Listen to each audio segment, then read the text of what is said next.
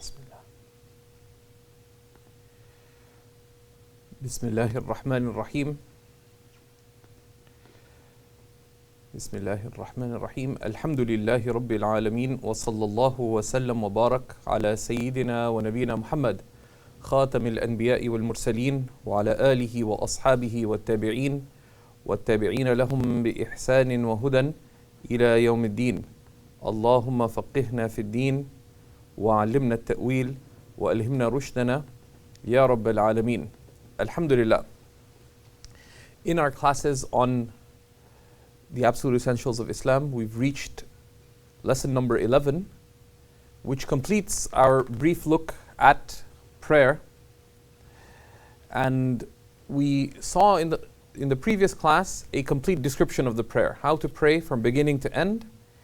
And today we're going to look at what you shouldn't be doing in prayer.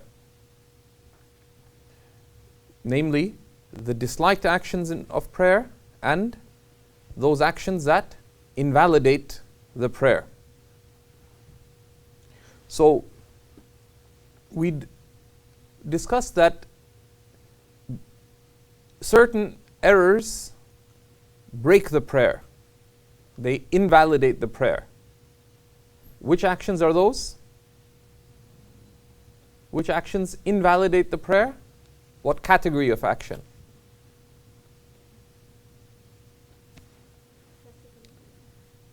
No, what category of actions invalidate the prayer? Like if you leave an obligatory act, it invalidates the prayer. Right? The omission of certain actions invalidates the prayer, right? Which are leaving the obligatory acts. But there's also certain things that you can do which can invalidate the prayer, which we will look at today. The omission of certain actions doesn't invalidate the prayer, but can render the prayer deficient, such that it requires rectification, which is leaving the necessary actions. In which case the prayer is valid, but because of the deficiency, what do you have to do? You have to, if left forgetfully, it is necessary to perform the forgetfulness prostrations. And if you leave sunnahs or the proprieties of prayer, the proper manners of prayer, one loses some of the reward, but it does not affect validity or soundness. So these are the actions that are supposed to be done if omitted. And what we'll be looking at today are those things that are not omitted, but rather actions that are done in the prayer or other matters that have been deemed disliked with respect to how one goes about praying. What we looked at last class of the complete description of the prayer, it is good for one to review this in a number of ways, because we looked at what are the obligatory acts of prayer, what are the necessary acts of prayer, and then the complete description. But it can help to make a chart, for example. Each of the stages of the prayer, what's obligatory, you make various columns. What's obligatory, what's necessary, and what are sunnahs, for example. It can help to diagram it and to work on these. And sometimes doing that can help, number one, clarify things. Number two, it can raise questions regarding things that seem clear but actually aren't so clear. It can also raise questions that one may want to explore further. And one should, these kinds of things, it's good to put some effort in. And it's good to ask oneself questions regarding things that one has covered. What are the obligatory acts of prayer? What are the necessary acts? Ask yourself, what is the sunnah of ruku'? What's the sunnah of sujood? What are other proper manners, etc.? So,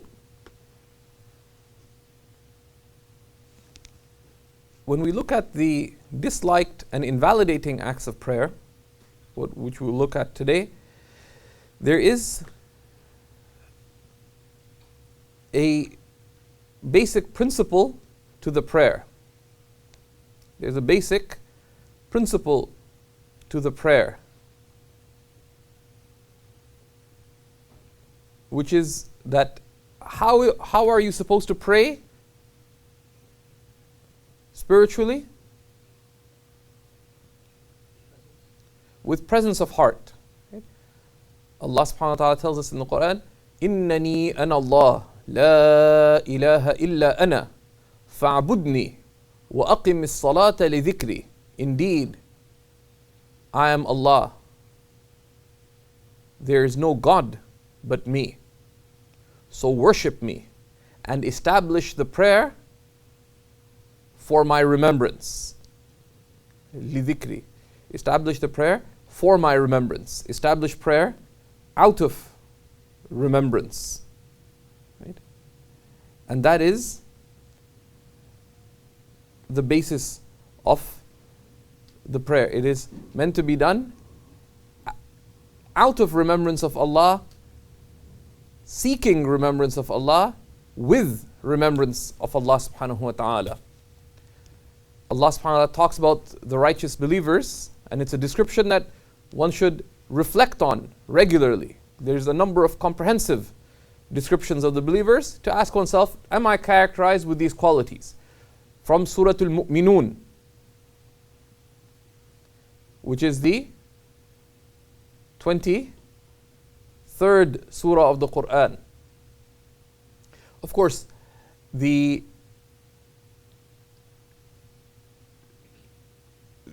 if it were simply a title, what would it be called?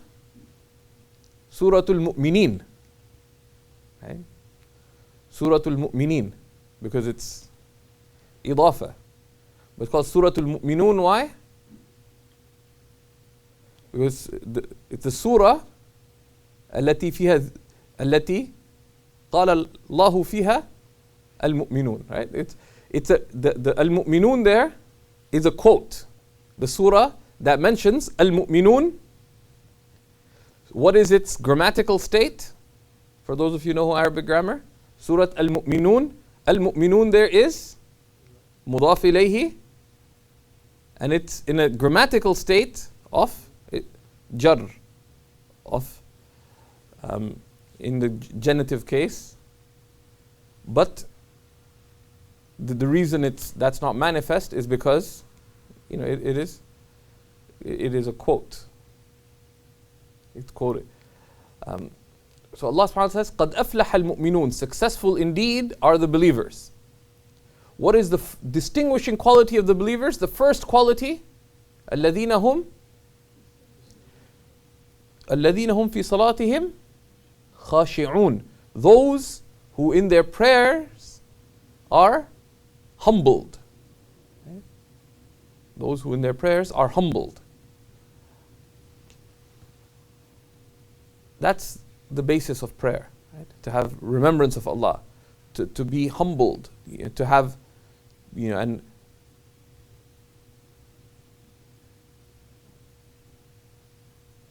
the Prophet, and this humbledness is an inward state, but it has outward manifestations as well.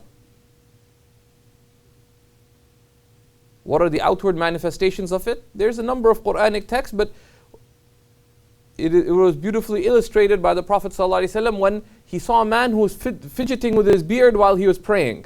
So the Prophet ﷺ said, لَوْ خَشَعَ قَلْبُهُ لَخَشَعَتْ جَوَارِحُهُ. Had his heart been humbled, his limbs would have been humbled. Meaning his limbs would have been still. His limbs would have been still. So that is an outward basis of the prayer. قُومُوا لِلَّهِ قَانِتِينَ. Stand before Allah penitently. And qunut is still a state of stillness, humbledness, reverence. So the basis of the prayer spiritually is remembrance of Allah subhanahu wa ta'ala, with humbling oneself before Allah subhanahu wa ta'ala, with a stillness and attentiveness. إِذَا قُرِئَ الْقُرْآنُ فَاسْتَمِعُوا لَهُ وَأَنصِتُوا. When the Qur'an is recited, and the ulama of tafsir agreed that this is revealed specifically in the context of prayer. When the Qur'an is recited, then listen to it and be attentive. And many other descriptions of the qualities of the one praying are mentioned in the Qur'an and in the hadith of the Prophet sallallahu alaihi wasallam. So that is the basis of the prayer. Presence of heart, humbleness. And the outward manifestation of that is upholding the sunnah.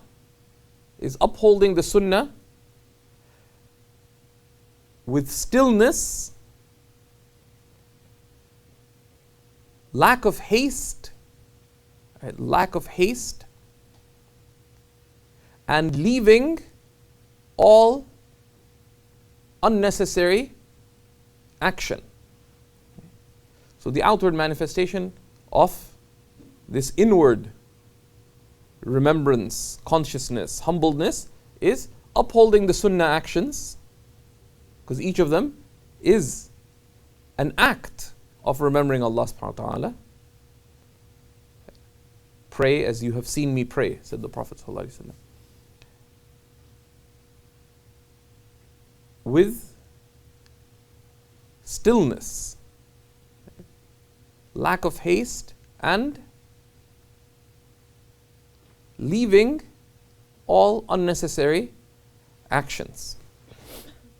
So from that, there are a number of broad principles that are understood. And these will be elucidated as we look at the specifically disliked and invalidating actions. There's general principles that can be reduced down to 5. You could reduce it to more or less than that. The first is that excessive movement invalidates the prayer. Excessive movement invalidates the prayer. There's certain things that if you did, you would not be considered to be praying anymore. And this is understood clearly from hadiths of the Prophet ﷺ and by the implications of the Quranic command. And what is it that invalidates the prayer? If you pause, what is it that makes you enter into the prayer?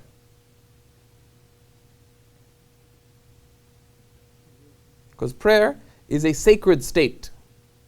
Okay. How do you enter into it? What do you do to enter into the prayer? Yeah, you say the takbir, right? And it's called the takbiratul tahrim or the tahrima. The takbir, the magnification, the sacred magnification, right? Tahrim is a sacred state, right? like ihram for Hajj. Right? So when you say Allahu Akbar, that is like the ihram for Hajj. You're entering into a sacred state, an inviolable state that has certain limits of what you must do and what you must not do. It's a sacred state. It's an inviolable state. It is a prohibiting state. In that now that you enter into the prayer, what must you do? Certain specific actions. And there's certain things that you're called upon to do. What must you not do? Anything else. Anything else. Rather like the ihram. Right? There's many things that you can't do in the ihram. Right? So the same principle applies. So the takbir it makes you enter into this special state, this sacred state. And of course, because it's a sacred state, there's a particular way you leave it. Right? You must renounce that state, which is when you say Assalamu alaikum wa rahmatullah, Assalamu alaikum wa rahmatullah, meaning I'm back now. So the takbir makes you enter into this state that is sacred, inviolable, prohibiting. So what breaks the prayer is that which would break that sacred state. And what is it that would break that sacred state? Is doing that which is not of the actions of prayer, clearly.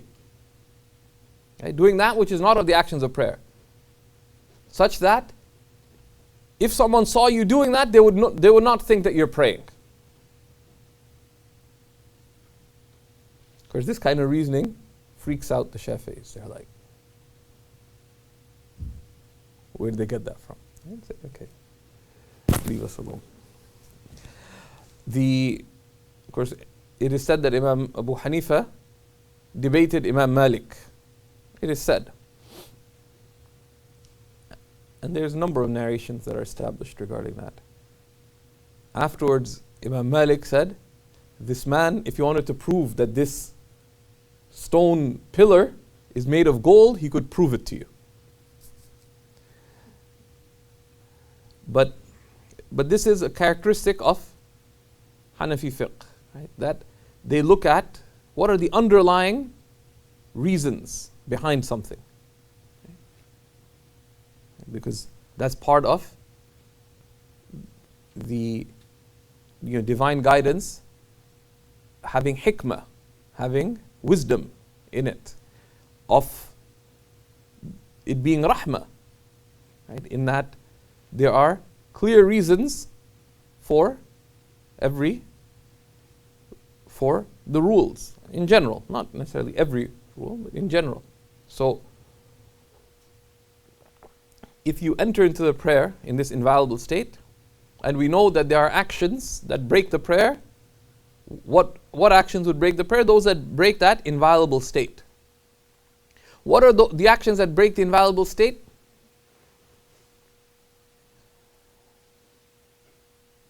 Now, you could look at it in two ways. You could look at everything that is textually established. This is established, this is established, this is established, this is established, this is a whole bunch of things. I said those are the things that invalidate the prayer. And some are borderline. If you look at the hadith, some, it's not entirely clear, does it break the prayer or does it not? Right? It could be interpreted. So in all of those, what is the shared meaning? What is the shared meaning? The shared meaning is that excessive actions break the prayer.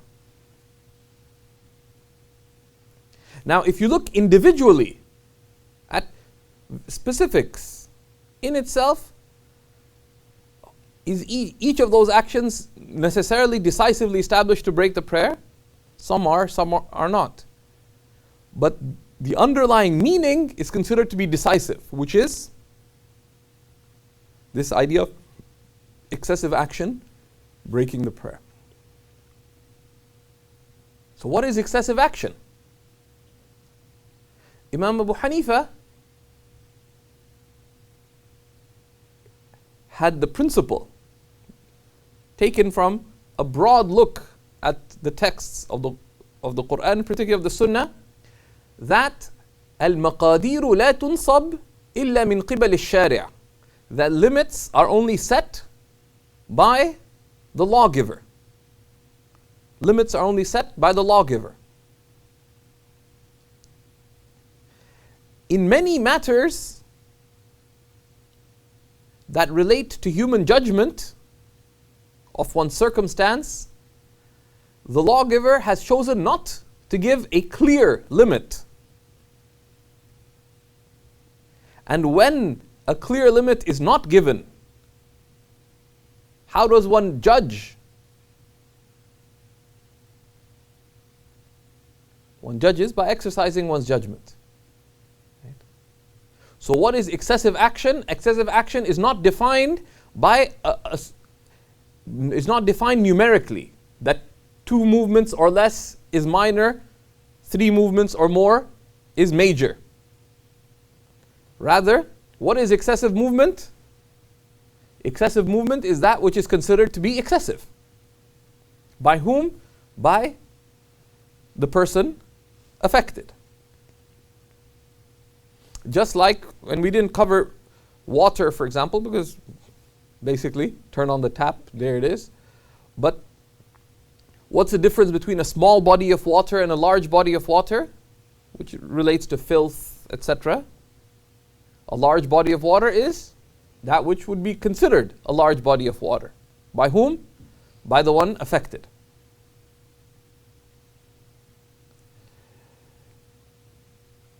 So, and we look at, and there's a criteria for this, that what would be considered excessive action, and we look at it when we look at the invalidating actions, but excessive movement is that which an onlooker would think is excessive, such that if they saw you doing that, they wouldn't think you're praying.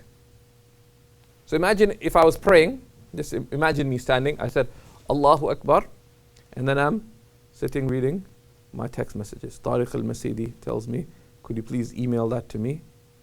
And I say, okay, Tariq, stop being lazy and do it yourself. Okay. For example, now if I was doing this while praying and you came in, would you think I'm praying?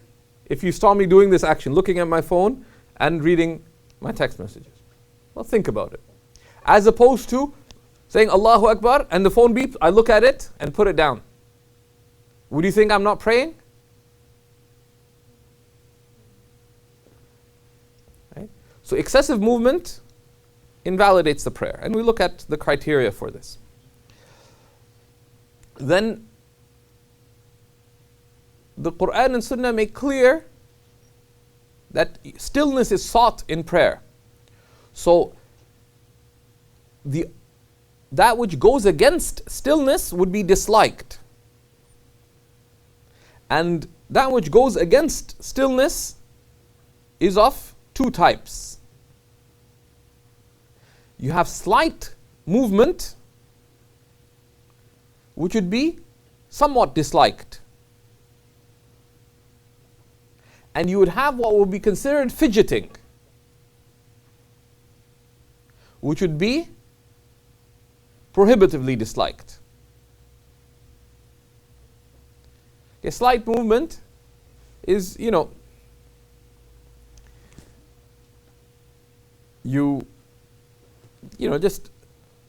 decide to fix your glasses for no reason. You touch the tip of your nose.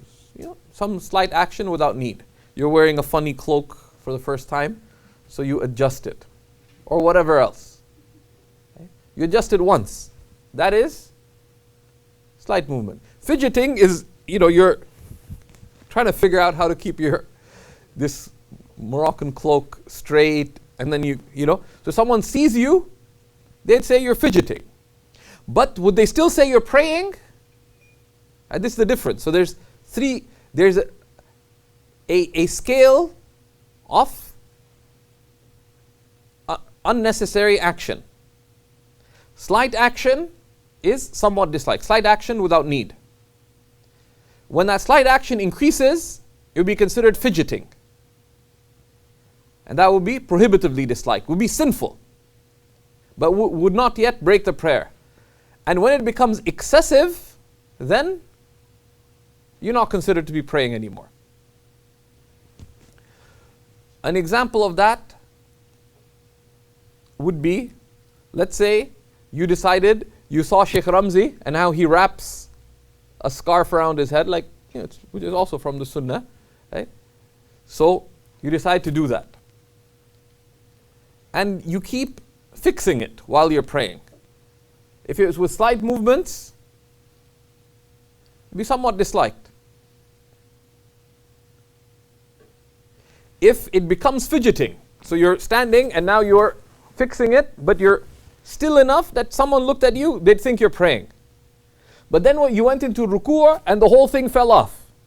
So now you're putting it on so that if Brother Zubayr came in, even though he was thinking about Zubaydah, when he saw you, he thought that he's putting on this scarf around his head, then it would be excessive movement, right?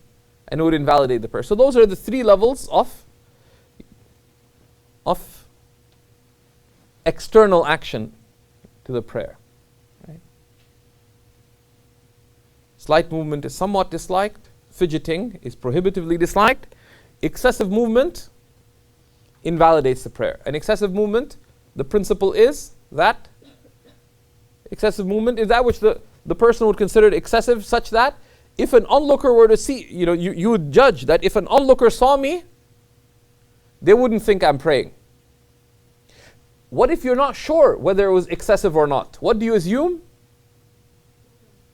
You always assume validity and soundness. So if you're not sure, was that excessive? Your initial assumption is, no, it was not. And when you have to make a judgment, you only have two choices, yes or no. Saying maybe is a useless judgment. Right? It's actually a debilitating judgment because you can't do anything with maybe. And that's one of the important things. And when you have to make a judgment, you have two choices. If it has to be immediate. But even in life in general, it's a principle. To have azm, to have resolve. And sometimes that judgment can wait. You don't have to decide right away. So 10 years after expressing initial interest, Zubayr finally asks to marry Zubaydah. So now Zubaydah doesn't have to decide right away, but she needs to decide at some point. So you can put it off. Say, well, give me a month, give me 3 months, give me 6 months, give me a year. But you can put, but at some point you have to make a decision for your good and for the good of others. So when you're unsure, you assume validity. Right? You assume validity with respect to your actions. There's two more principles related to disliked and invalidating actions, which is that omitting a necessary action is prohibitively disliked. So it's sinful. But it does not invalidate the prayer. And we've seen how we rectify the omission of a necessary act. Leaving the sunnah acts of prayer is disliked. And if they're emphasized sunnahs, it is also blameworthy. So in general, leaving the sunnah acts of prayer, there will be dislikedness in it, but if it is an emphasized sunnah, it will be blameworthy. A common mistake that people make is to think that leaving any sunnah is disliked. And that doesn't always apply. Because if we look at the example, what is the ruling right now of you reciting Qur'an?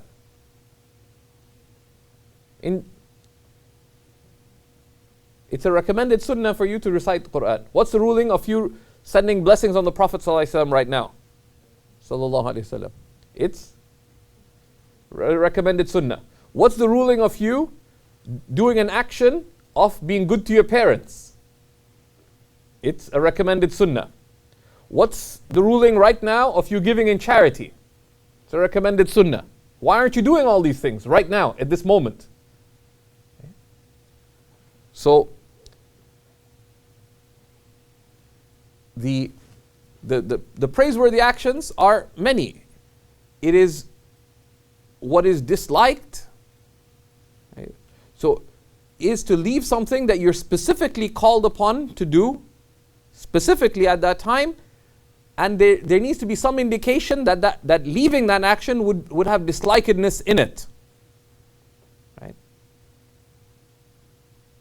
So not the leaving of a sunnah in general is not necessarily disliked, even if it's specific, unless there's expression or indication in the text of it being disliked to leave it.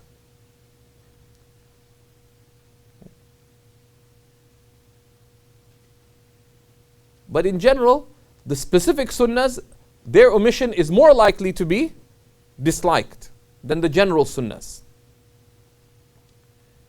But the Prophet ﷺ invariably pointed out when leaving something would be disliked, either explicitly or it is understood from his example. So with sending blessings on the Prophet ﷺ, there are numerous texts encouraging us to send blessings upon him, alayhi salatu wasalam.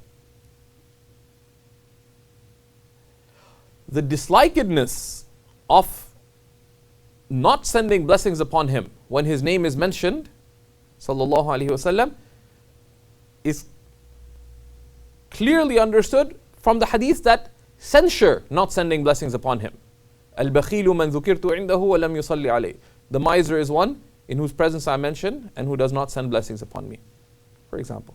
Although there will be some detail regarding that, because if you consider the command of sending blessings upon the Prophet ﷺ to be specific and its cause being his mention, then every time he is mentioned, it would be entailed that you are obligated to send blessings upon him. And there's some discussion regarding that. So these are 5 principles related to the disliked acts of prayer. You can look at the interdicted acts of prayer in 2 ways, right? There's those that invalidate the prayer, all of which return to one thing. There's one thing that invalidates the prayer, which is excessive movement. Okay? Excessive movement. Or excessive action. Excessive action that is foreign to the prayer. And we list 7 things under the invalidating actions. All of them return to this one principle. And then there are the actions that are not invalidating in the prayer, some of which are prohibitively disliked. Okay? Fidgeting, leaving a wajib action of the prayer. Okay? And then the third category is doing particular things that have been deemed prohibitively disliked. Okay? Because they are akin to fidgeting.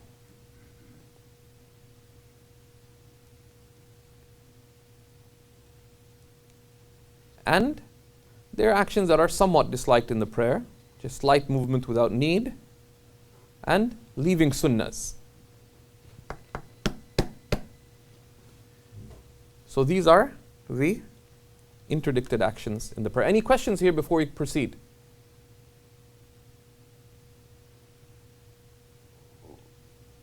Go ahead.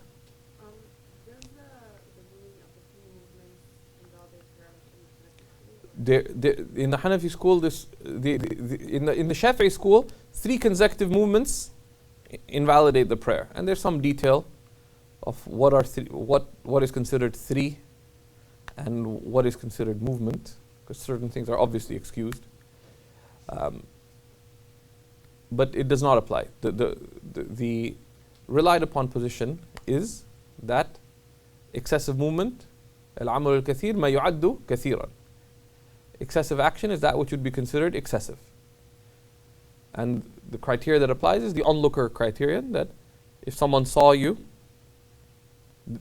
they would not think that you're praying. Typically, 3 major actions typically would likely be considered a lot, but that's not a necessary criteria. Some said that which requires 2 hands is considered excessive. But that's not necessarily true either, as we'll look at in examples.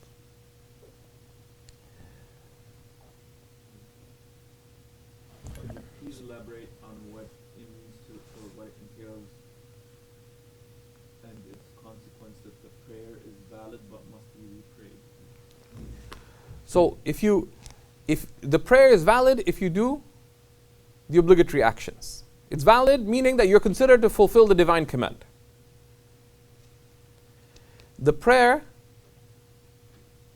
is considered deficient. It's considered valid but deficient if you do not fulfill the necessary acts of prayer, or you do something that is prohibitively disliked. In that case, you fulfill the command, but you did not do it in a sound manner. You didn't do it in a sound manner. So you need to repeat it. So for example, let's say you only drink your coffee with milk.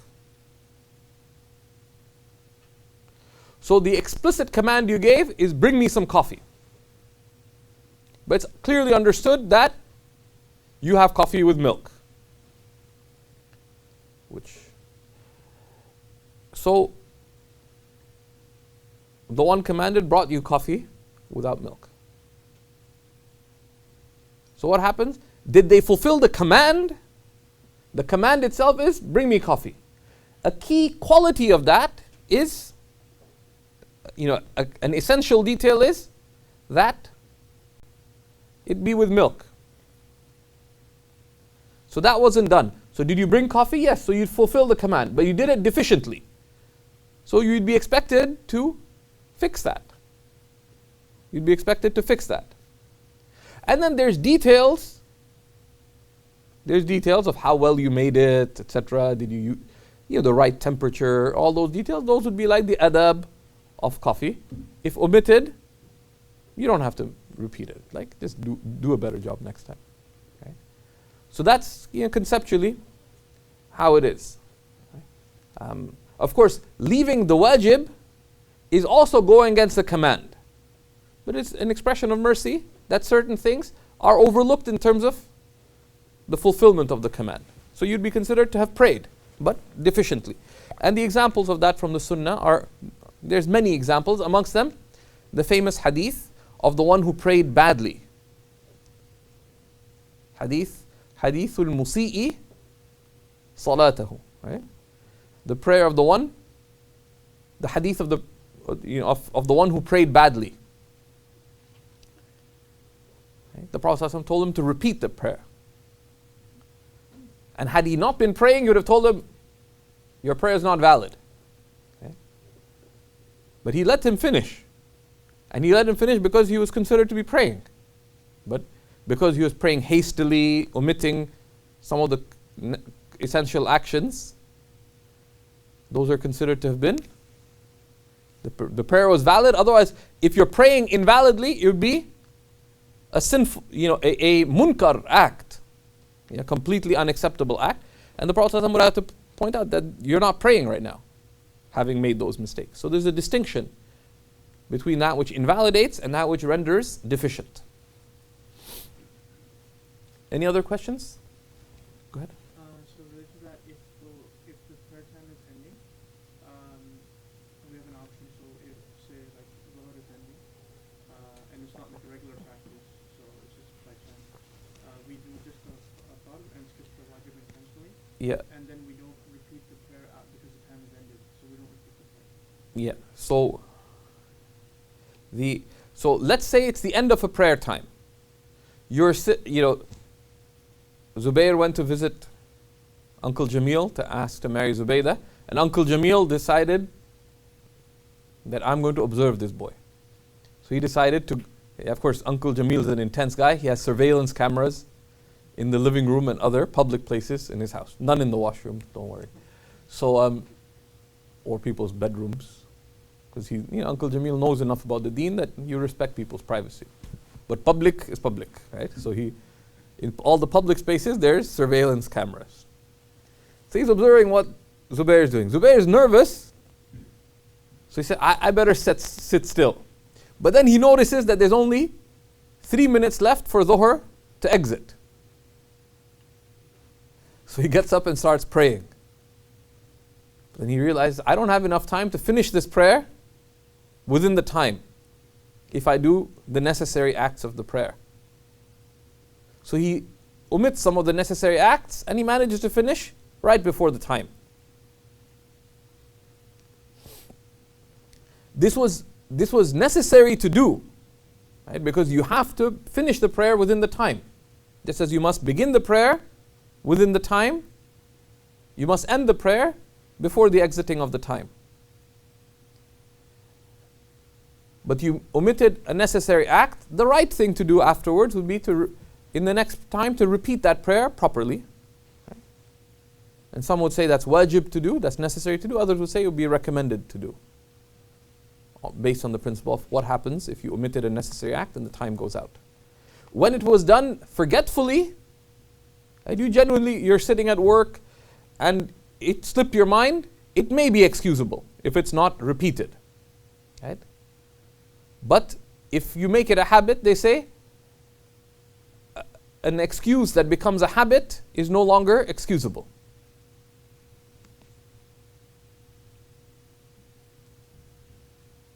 لا يقبل العذر إذا تكرر بلا عذر. They say the excuse is not accepted if it's repeated without excuse. Because then it's a sign of lack of seriousness or commitment. Any other questions?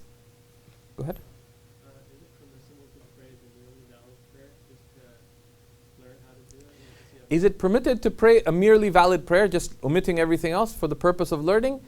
Yes, but one should do that with a sunnah prayer, like a nafil prayer, a voluntary prayer, not with one's obligatory or emphasized sunnah.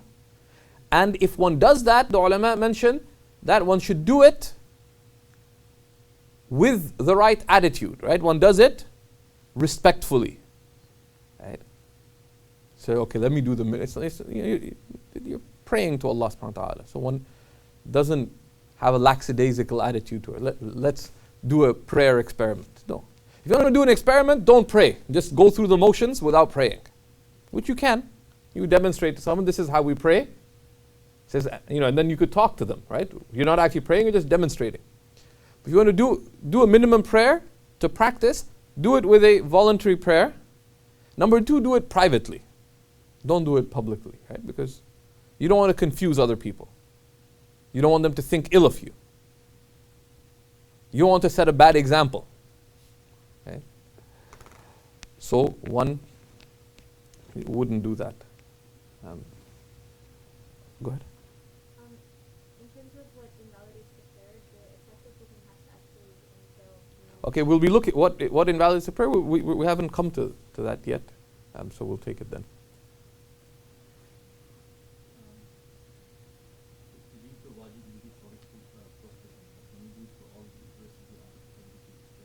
Okay, the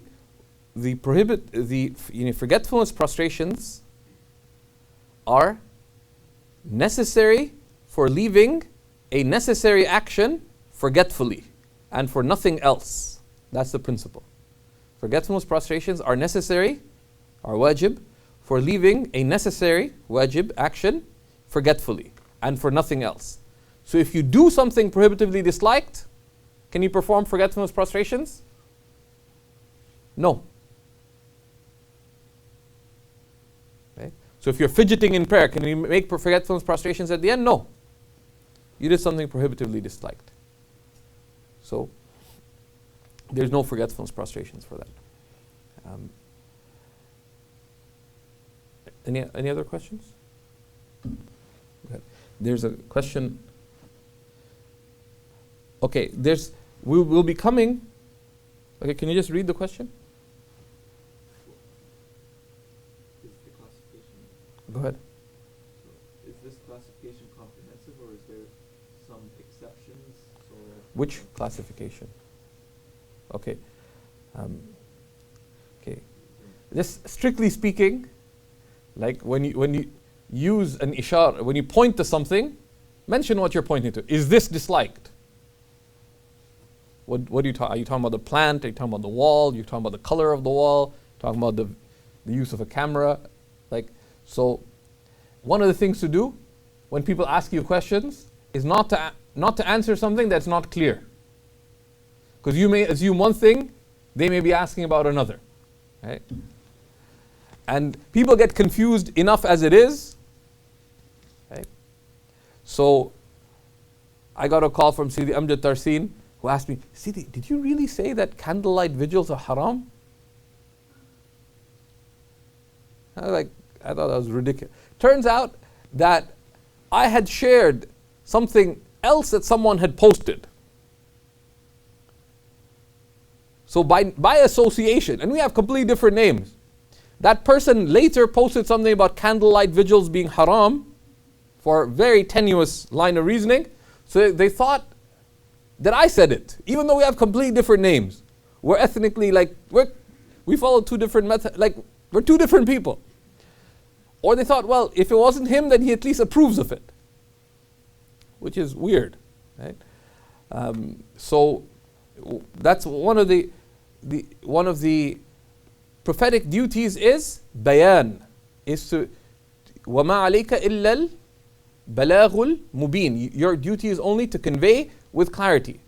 So someone asks something unclear, you seek clarification before you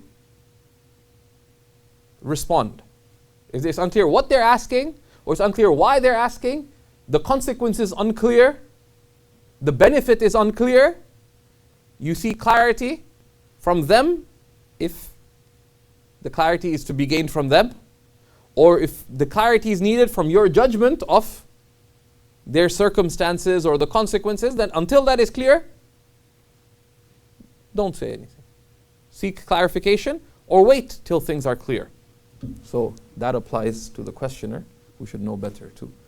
And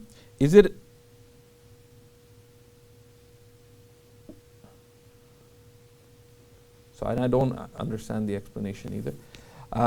Some makruh tahriman, if done in a prayer, it must be repeated. Okay, if you do something prohibitively disliked in the prayer must be repeated. If you do something prohibitively disliked in the prayer is valid, but it is deficient. So you must repeat it within the time. Same as leaving a necessary action, right?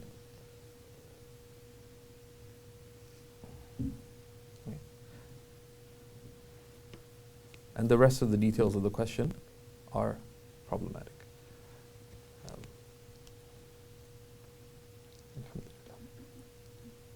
Okay, so next we're going to look at the disliked actions of the prayer specifically.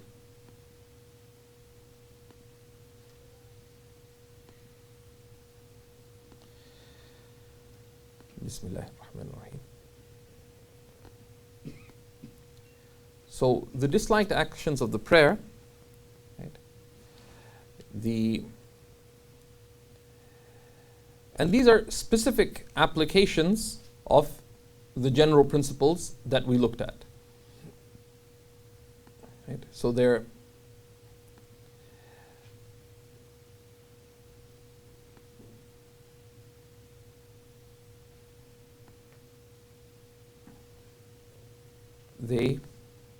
give us details of the general principle. Right? They give us details of the general principle. So what are the disliked actions of the prayer? There's a number of them. Numbers are of no consequence, because it depends how you classify it, how many details you give. You could say the disliked actions of the prayer, you could mention it as one, which is any action. What is disliked in the prayer? Any action that is not of the prayer, and that does not invalidate the prayer. And if repeated, this would be fidgeting, which is prohibitively disliked. Right? So you could put it as one action. What are disliked acts of the prayer? Any action that is not of the prayer and is done without need, without recognized need. If slight, it is somewhat disliked. If considered fidgeting, it would be prohibitively disliked. If excessive, it would break the prayer. That's it. That's one principle. You could do it as three. Somewhat disliked, fidgeting, invalidating. And then you could detail them out.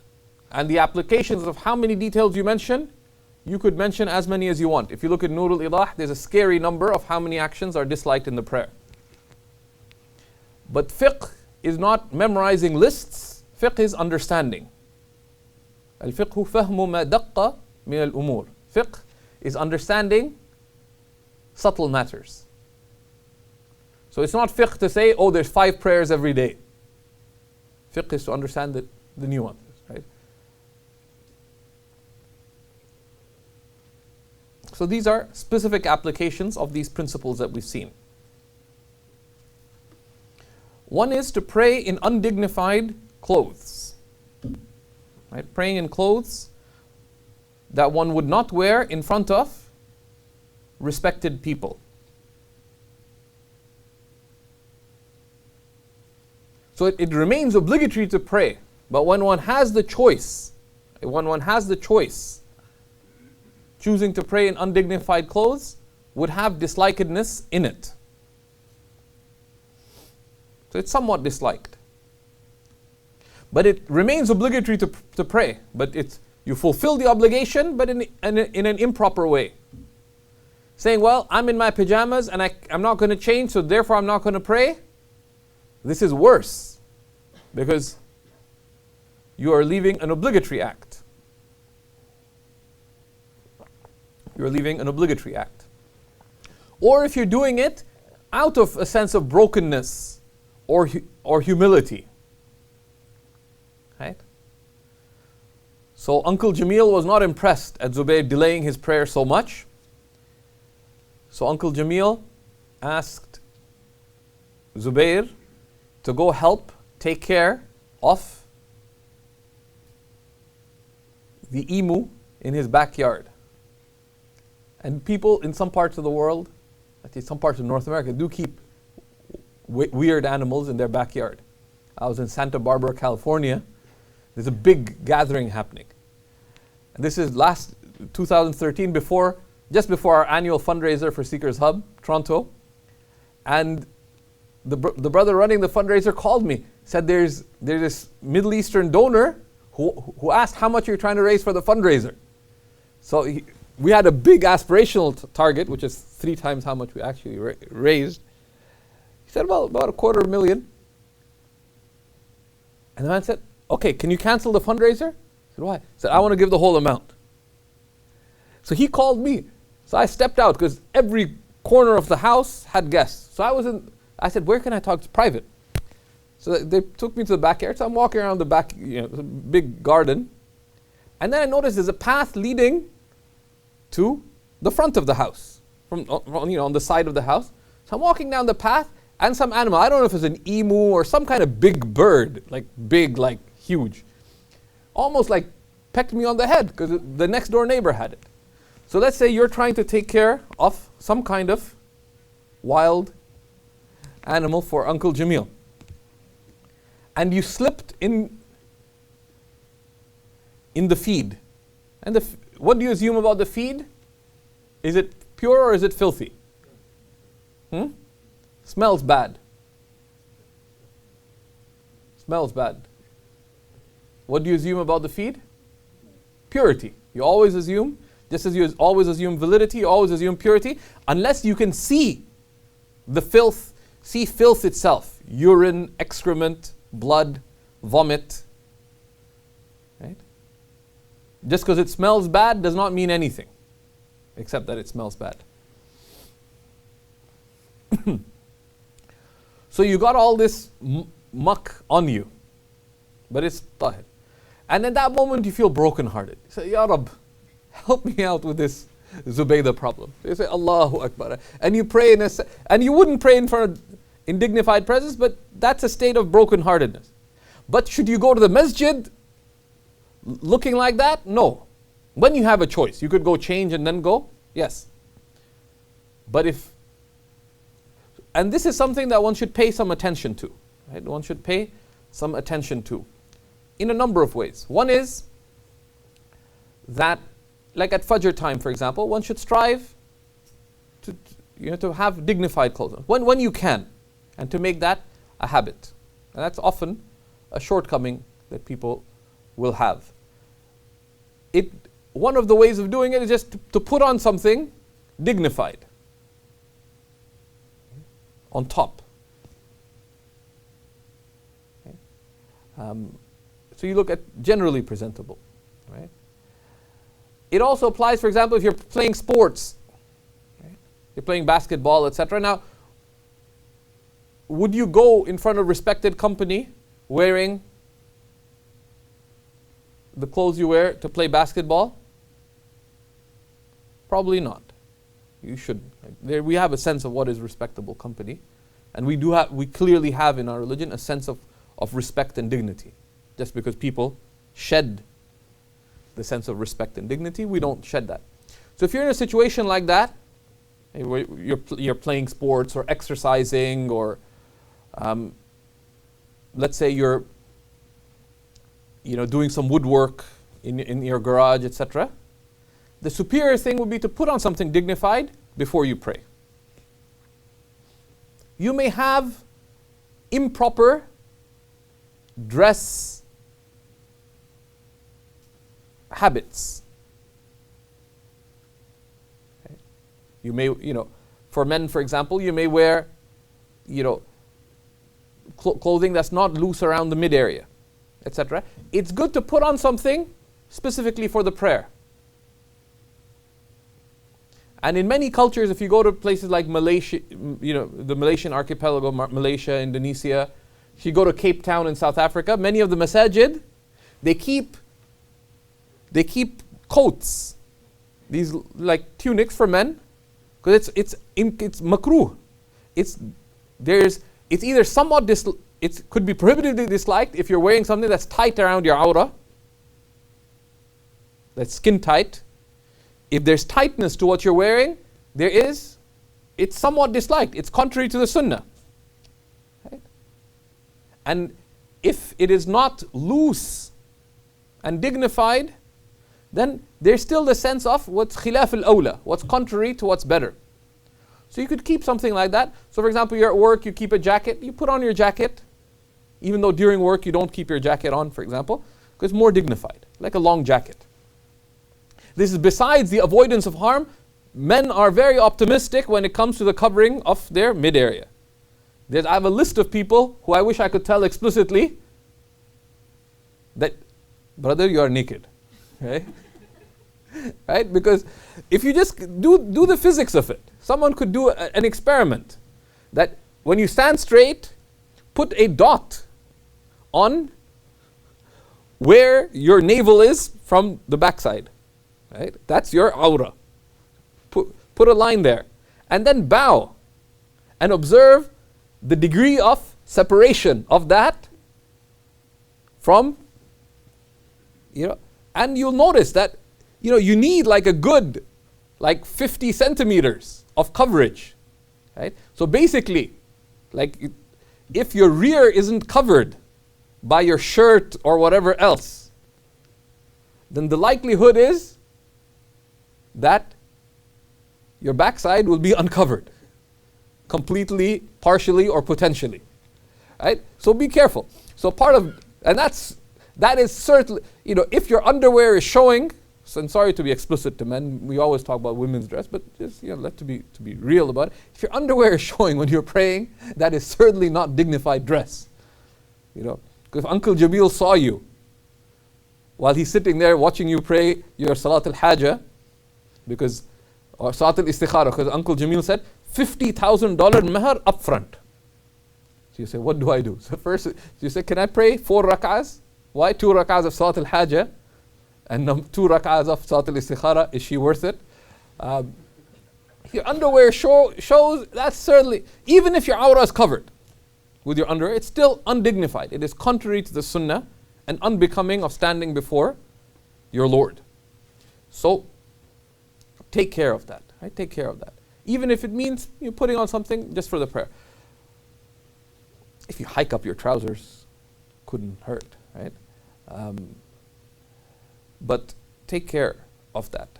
Similarly, so that applies to tight clothing. In many cultures, that's why women, even when they're wearing hijab, because the description of the general clothing of the companions was that it was loose and modest. Right? Modest and loose. So when you're, that's why in many cultures, they have, even if a woman is covered, they would wear like some kind of overgarment for the prayer to be in the best of states. Even though that may not be facilitated. It may be, whatever, that how you cover, which is an obligation, is one thing, but you try to cover in the most dignified, the most modest way for the prayer. Allahu ahaqqu an yustaha minhu min nas. Allah is more deserving of your modesty than people are. So this is something that pay some attention to. But if that's all you have, if your awrah is covered, you can pray. Simple as that. But this sense that you can dress however you want and pray is contrary to the sunnah. Right? The believer is meant to be the most dignified person. Right?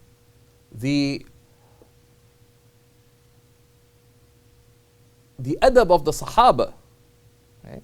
The adab of the Sahaba around the Messenger of Allah ﷺ was higher than the adab of those who'd be in the courts of kings. Right? People would come and said, we have been to the courts of the Persians and the Romans, and we saw no one have as high adab, as high manners in the presence of a king as the companions of the Messenger have, sallallahu alaihi wasallam, in presence of the Messenger, sallallahu alaihi wasallam. And that applies to both action and comportment and dress, etc. Thus, the Sahaba dressed in dignified ways, male and female, right? That's an important aspect. So this idea, you go to the masjid, you looks like, and it's not in like a people who are hard up. In a suburban mosque, people are well off, etc. You look at their cars and they're like lavish. Look at how they're dressed. Looks like, they're hard up. And there's beautiful traditions of this in the Muslim world. For example, in the marketplace, right, you'd have in Damascus, and it applies in many countries, but for example, in Damascus, if you went to Suq al-Hamidiyya,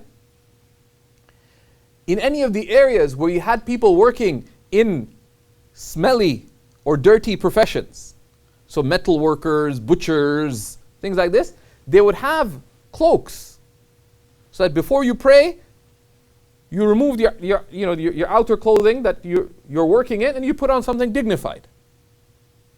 In our own neighborhood, where I lived in Amman, there's 2 garbage men who'd come around, and they'd keep in the masjid. They change their clothes. They take off. They have this sort of garbage man outfit. They'd remove that, put something on. This something simple, because you're standing before Allah subhanahu wa taala. So this is something to keep in mind. But it's somewhat disliked. It's not prohibitively disliked. It is not sinful in general to wear undignified clothing. So if you're tired and you prayed in your pajamas, it remains obligatory. Missing the prayer because you're in pajamas is not excusable. But when you have a choice, this is what you take care of. Any questions here? Go ahead.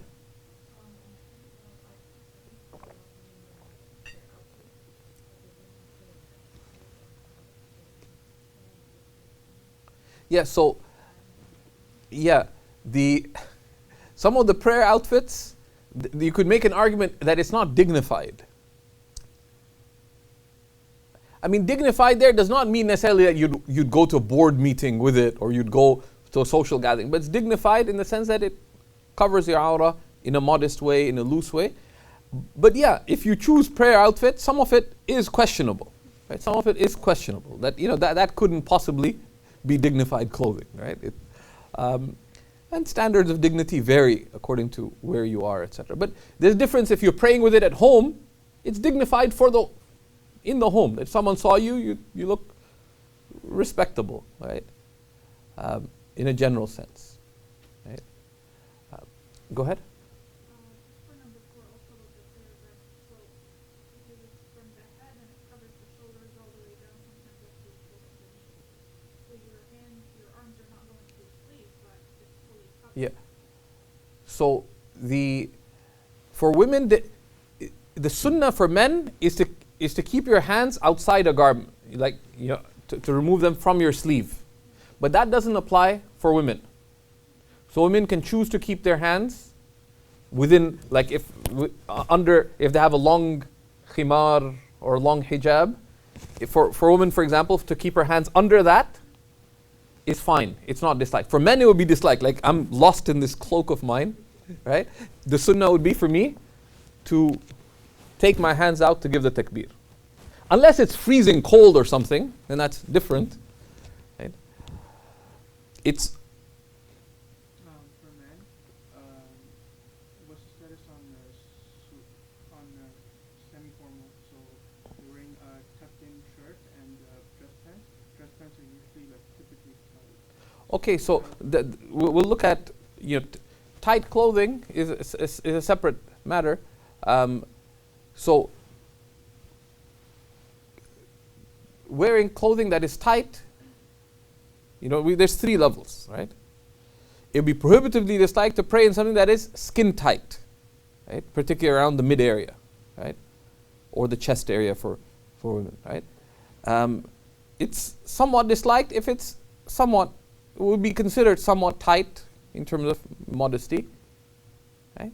And if it's not considered loosely modest, then it would be considered to be a matter of propriety of adab. It's sort of general scale. But so it does not need to be repeated or anything. Most dress pants, forget like skinny jeans kind of thing, but most dress pants are not prohibitively disliked. They're certainly not skin tight. If there's some tightness in them, then, and if it's tight, typically they tend to be tight around the mid area, then it's better to wear something above it. And that's just good to, yeah. I mean, if it's tight in normal posture, which is standing, right? Then that's when it's considered. Because anyone who's bowed over, I mean, there'll be evidence of a backside, right? But at the same time, modesty would entail that one remains modestly covered in the various postures that one is in, right? Because you don't have to wear like a tent, okay? There's the sunnah of the tent does not apply to men or to women. So be considered dignified and modest. And there's no, the Sharia doesn't come with micro specification because there's many circumstances, right? There's some people who are just, they're just so large that whatever you wear, there'll be evidence of size, right? So another thing that is disliked is clothes with images, right? Clothing with images of human or animal form, right?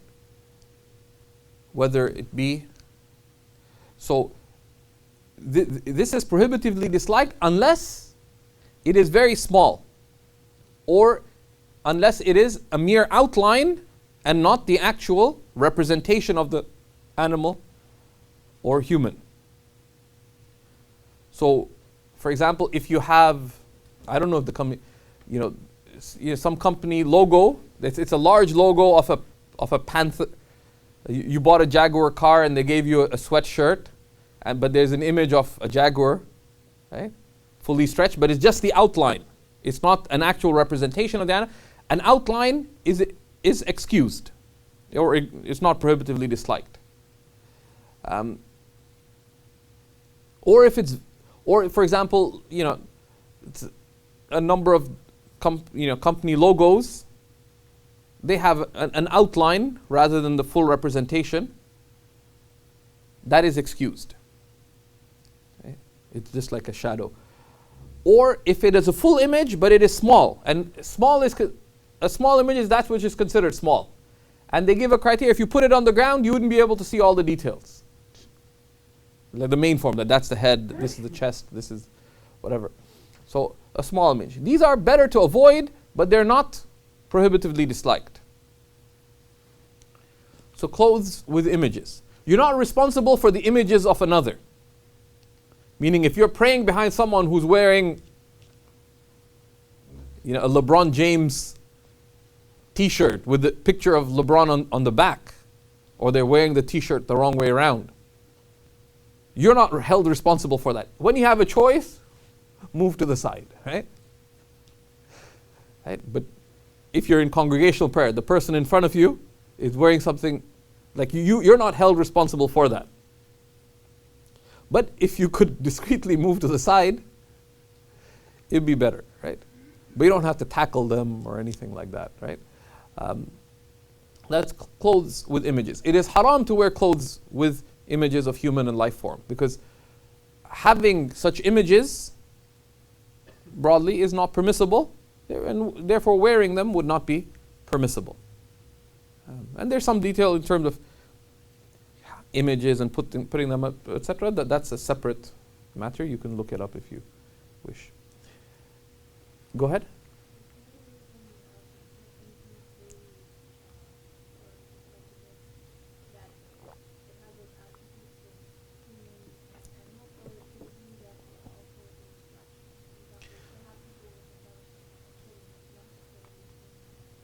Yeah, so what is the reason for the prohibition here? There's specific texts telling us not to pray with images on our clothing or body, but also the broad prohibition of praying in the presence of an image.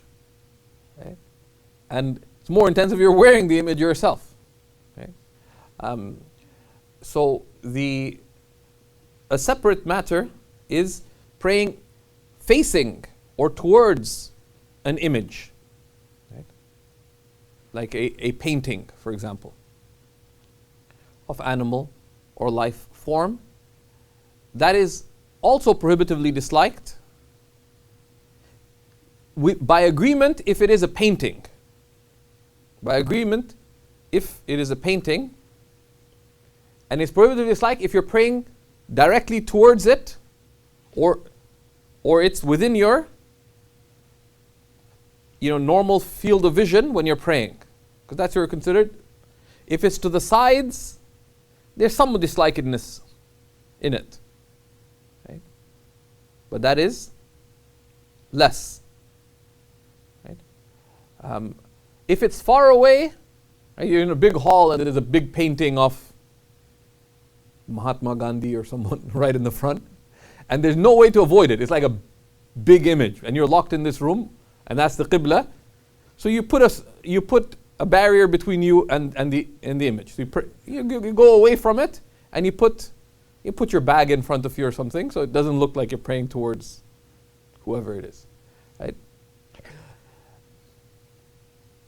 Pictures, there's some detail. Are pictures the same as paintings? In terms of operational caution, in putting them up, some of the scholars say it's better to treat them like that avoid putting pictures up on the wall, right? Like pictures, like photographic pictures. But there's this disagreement. Those who say that the prohibition is specifically for painting, right? Your human drawn representation or human sculpture, then it would be entailed by that photographs would not be prohibited to put up on the wall. But a lot of the ulama say that out of practical caution, one should avoid that. And there's difference of opinion. There are a lot of righteous scholars who see nothing wrong with it, and there's a lot of righteous scholars who are very strict about it. I know scholars who would not enter a room in which there's a picture up.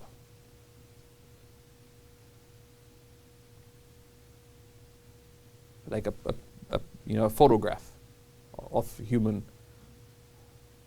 on the wall. And there's others who keep such photographs in their own house. And these are God-fearing and these are God-fearing, right? And we respect both opinions. So praying towards a picture. So if you're in a public place, thankfully, if there's a photo, avoid praying directly towards it. When you can, pray away from it. When you can't, if you're stuck, that's the only room, there's a picture on the photo on the wall, keep your bag or something in front of you. Go away from it as much as you can. Right? Go ahead.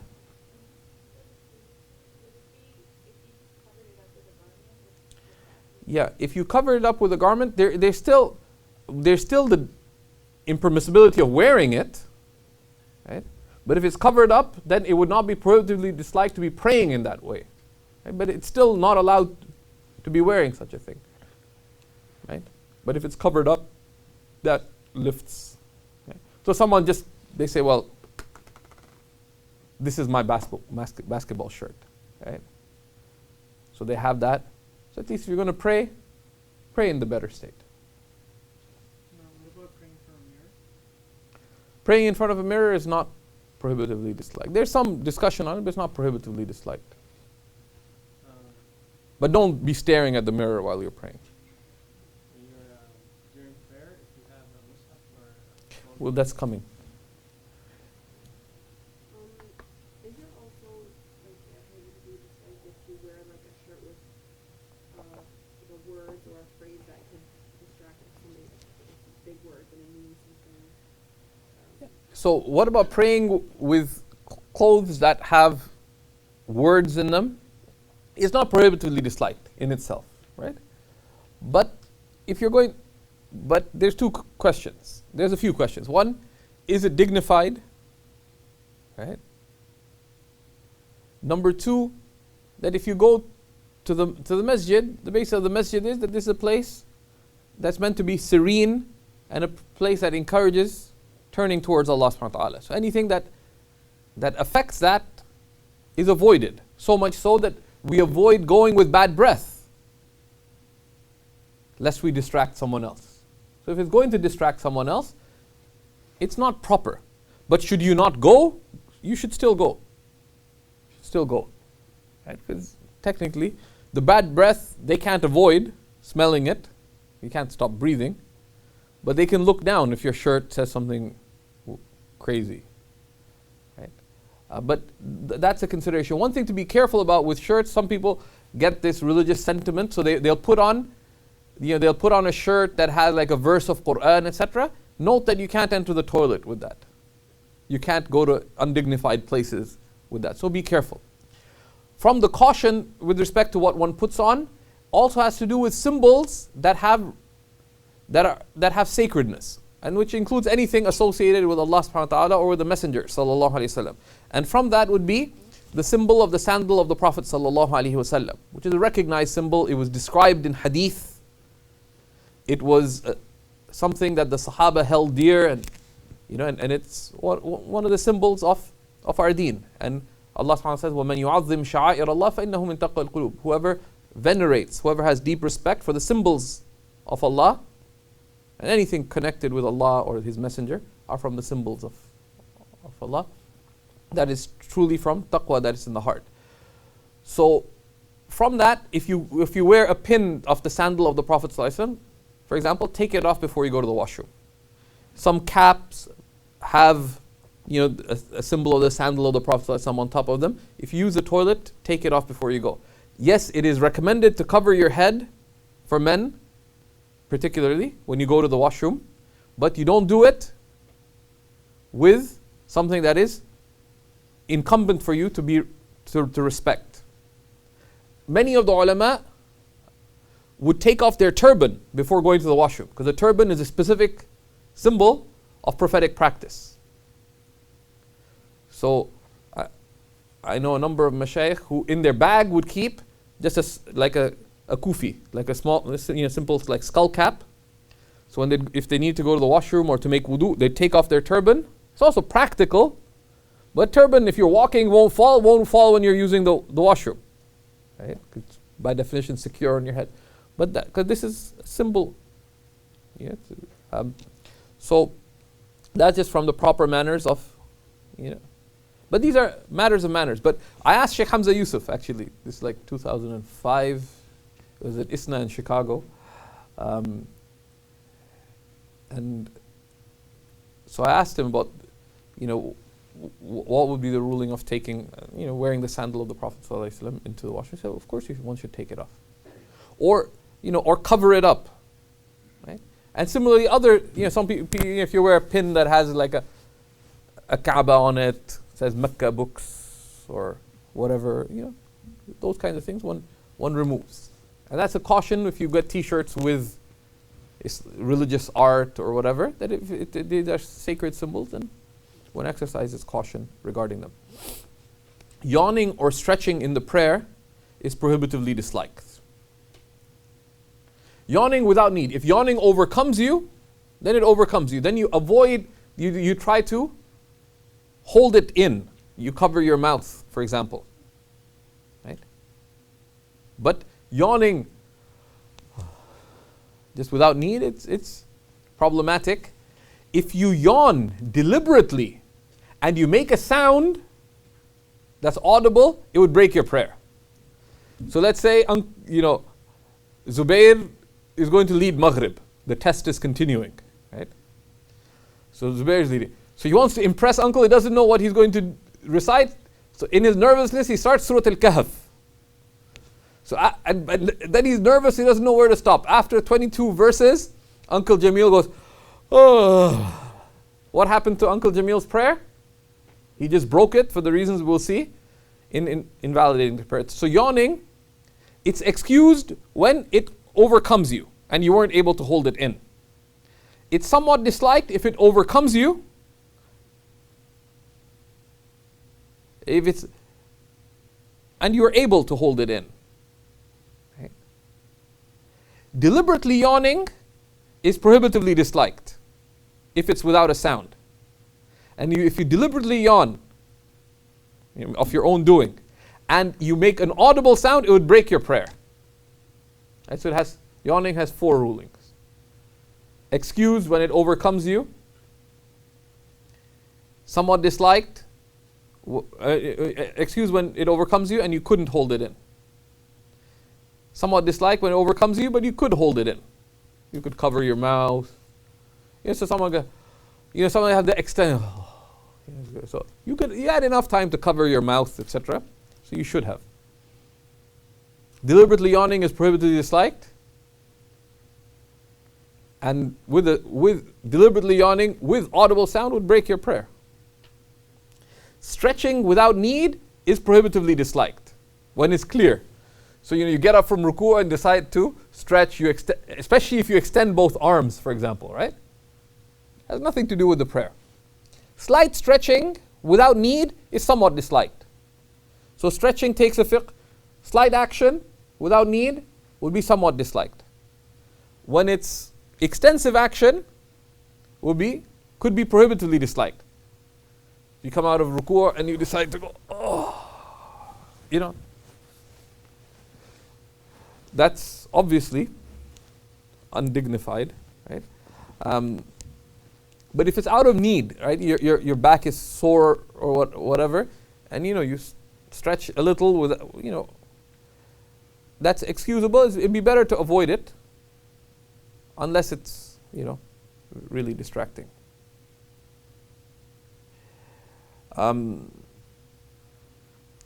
It's also disliked to hang clothing on oneself without wearing it in a customary manner. And we'll just demonstrate that in 1 second. So, excuse me a sec, this is complicated. I'm not used to wearing this.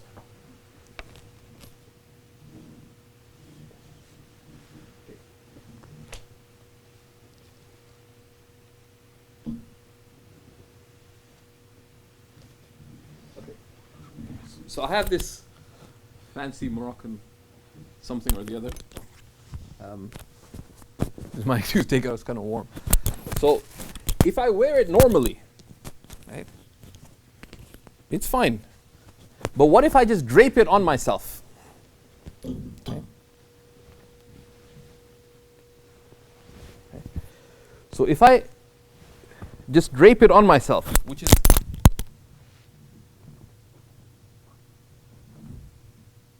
let's say I just drape it on myself in whichever way. And You have to even know how to drape it, right? So if I drape it on myself without wearing normally, what will happen when I'm praying? There's three problems. One is, many things, if you just drape on yourself, it may look improper. Right? But that is somewhat disliked. The two fundamental problems are, you go down, you move, it kind of one shoulder comes off, then it'll lead to two things. What are they?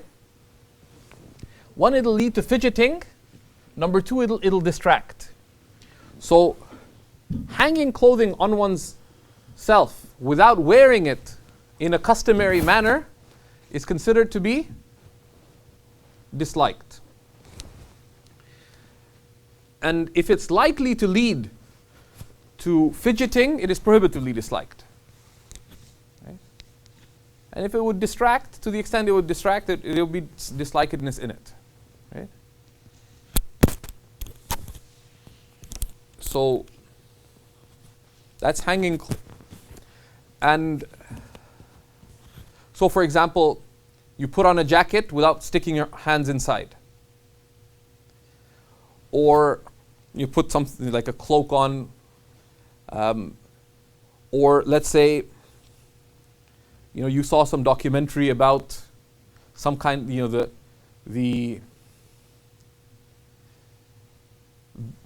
Dulcita nuns of Guatemala or something, and I don't think they exist, but let's say, and they wear this scarf on their head that's hanging and looks really dignified. So you decide to not to imitate them, but you thought it looked really cool. So a sister puts something, like drapes this big scarf on top of your head.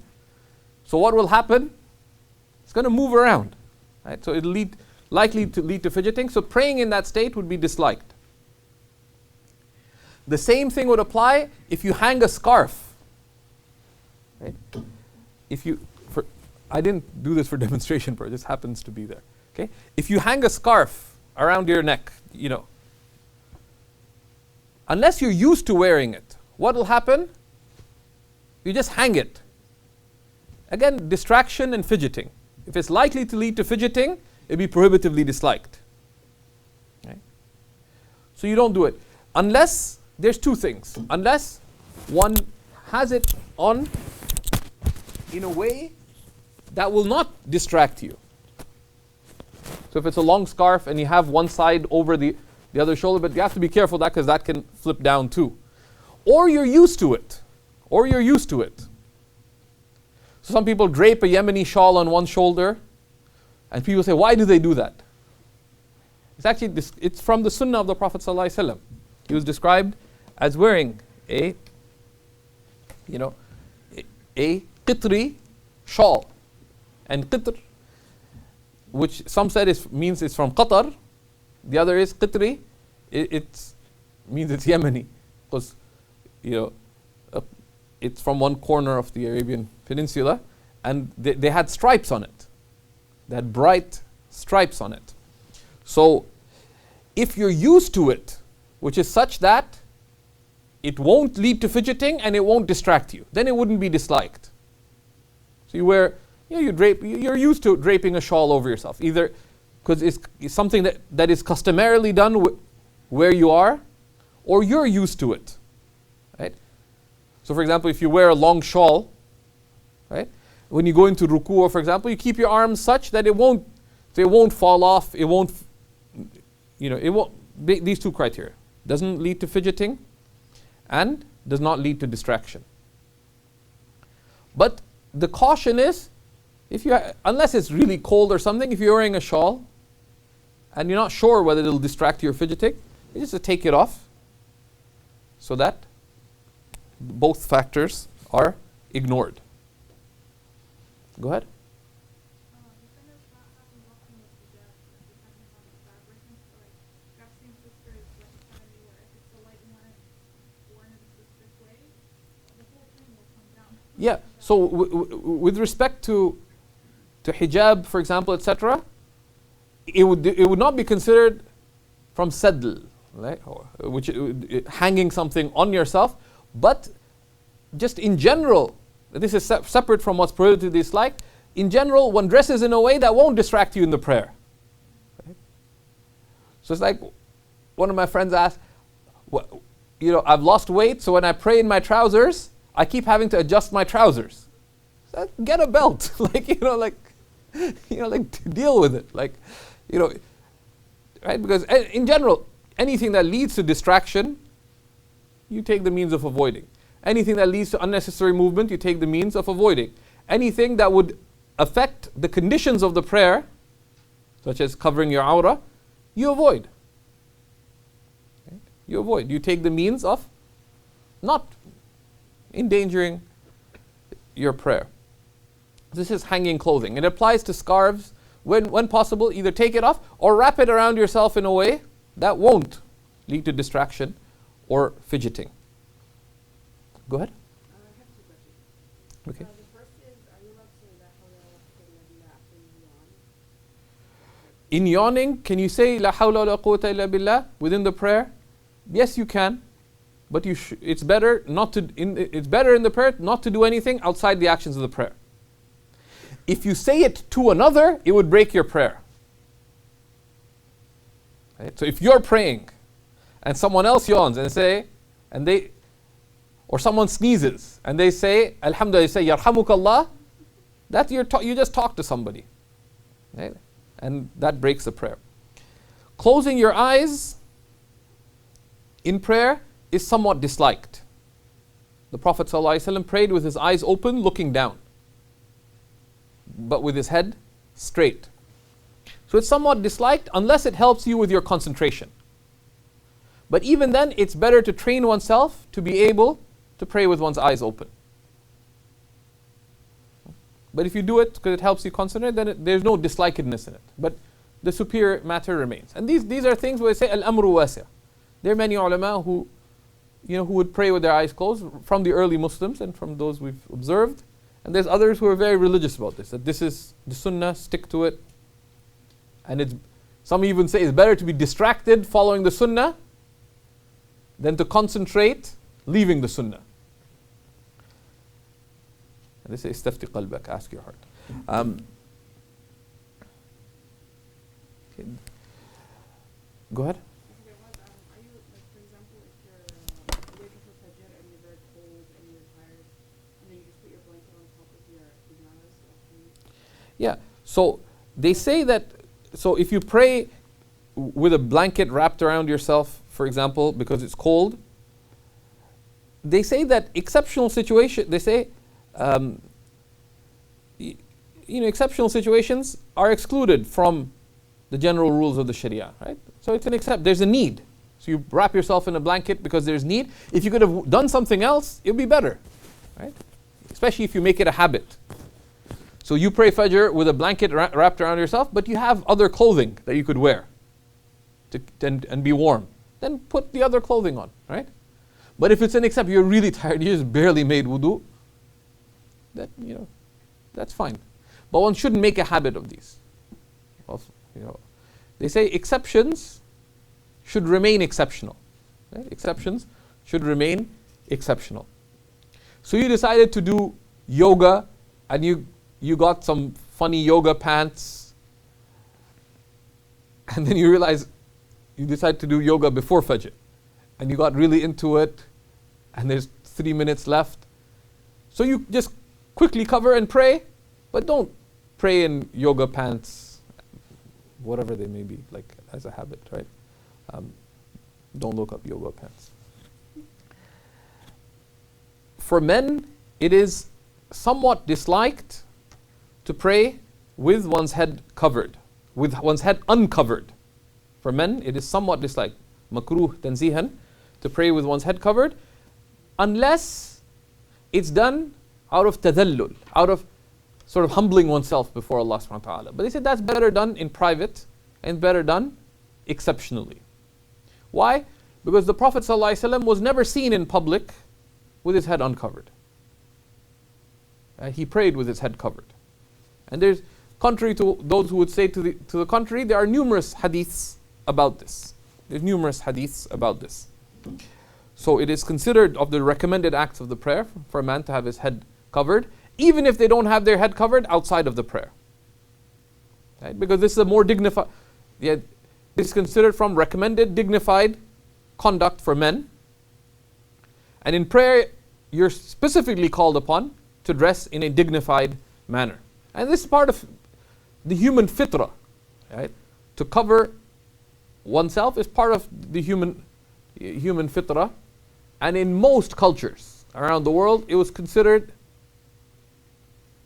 except if you're like, in most human cultures, historically until very recent time, it was considered undignified to be in public with one's head uncovered. Right? Just look at the pictures of any respected people. Till mid-20th century, no president or leader would be out in public with their head uncovered, right? In the general state. But specifically, it is from the sunnah. Now, some people will say it is from the sunnah of habits. Sunnanul adat. The sunnahs of habits are still recommended. Their degree of recommendation is not like the specific sunnahs of deen, and there's some discussion about the covering of the head. The Hanafis are generally considered to have considered covering one's head to be of specific religious significance for men. It's not a sunnah that is of mere habit, but that there's religious significance to it, particularly since it was conjoined with the state of prophetic prayer, etc. So this is something. And then they also say there's a principle of hardship, which is that difficulty entails ease. إذا ضاق الأمر اتسع. When things are difficult, matters become more expansive. Right? But they also say that when things become expansive, then when things are easy, then difficulties are no longer considered.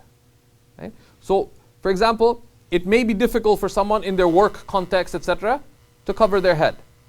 But there's nothing preventing them in their social circles, etc., to cover their head. And that is certainly the superior state for men. And there's this is a matter where this is certainly in the Hanafi school considered the position, and it's been in most Muslim cultures the general practice. There is detail about it. There are those who do consider it to be from the sunnahs of habits, and they follow that opinion. And one cannot think ill of someone who's following a recognized sound understanding of deen, particularly the person of learning and piety, etc.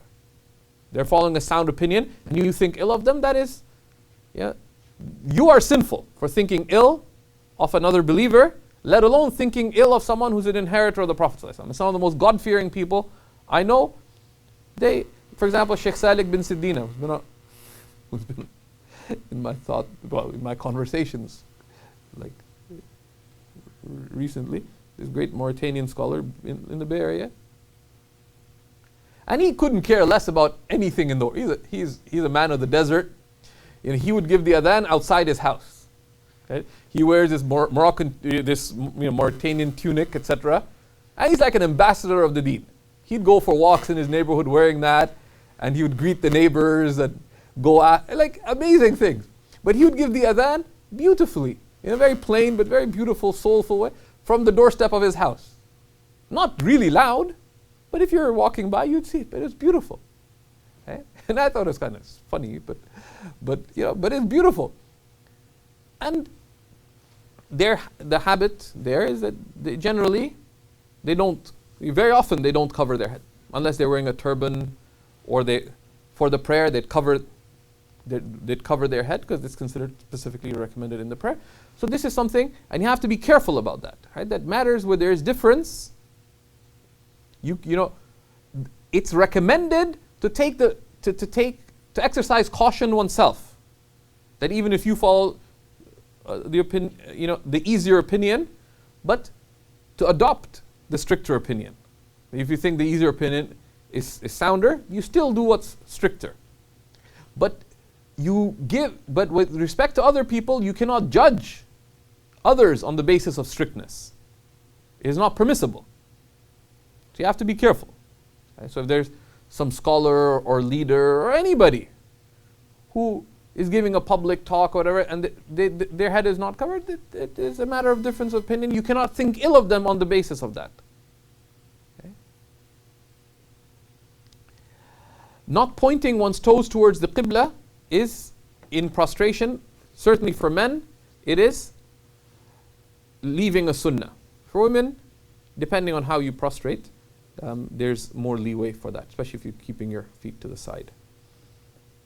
Praying with the need to relieve oneself is prohibitively disliked. And praying with the need to relieve oneself, the Arabic expression is quite indicative, is mudafa'atul akhbathain. Okay?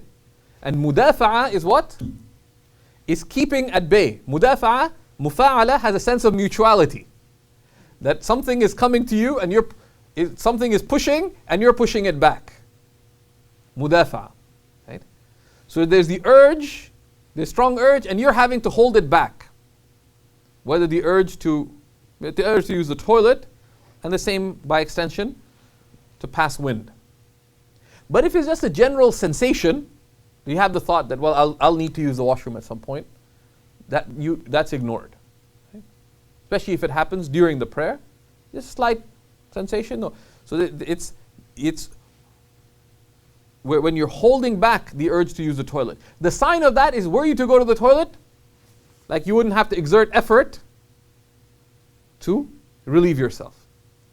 If these kinds of thoughts happen regularly, then ignore them because it's likely waswasa. It's likely waswasa. But if you're praying and the strong urge comes to go to the toilet, break the prayer, go to the toilet. Unless the time's going to go out. But if these things repeat themselves, then the basis is that you ignore it.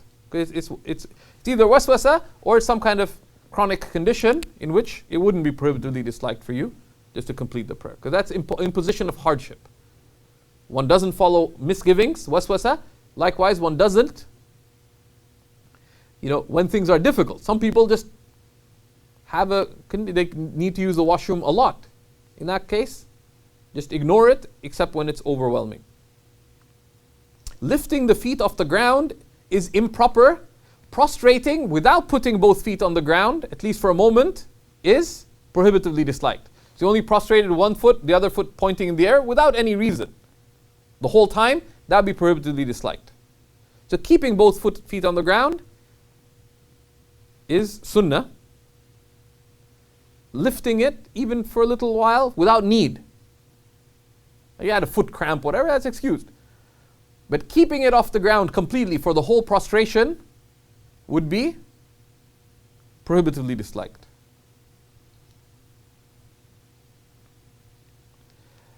Reciting behind the imam is prohibitively disliked in the Hanafi school. It's wajib for the follower to be quiet when it comes to recitation of the Quran, even in the quiet prayers. And we looked at that when we looked at recitation in the prayer. One thing to be careful about, it's somewhat disliked to pray with one's forehead completely covered for both men and for women. In the Hanafi school, this is somewhat disliked.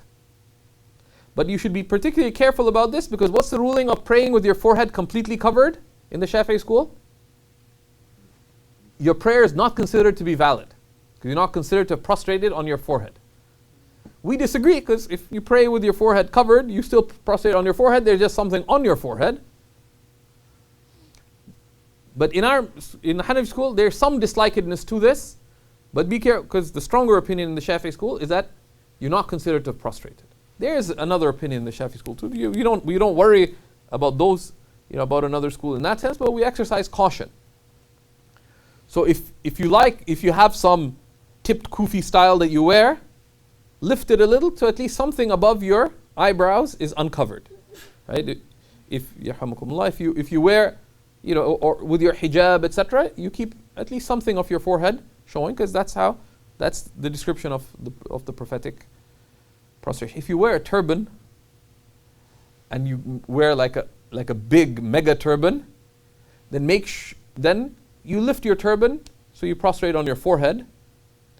If you pray on the wrappings of the turban, if what is below that is forehead, your prostration is valid. But if you're a mega turban that's pointing up, right?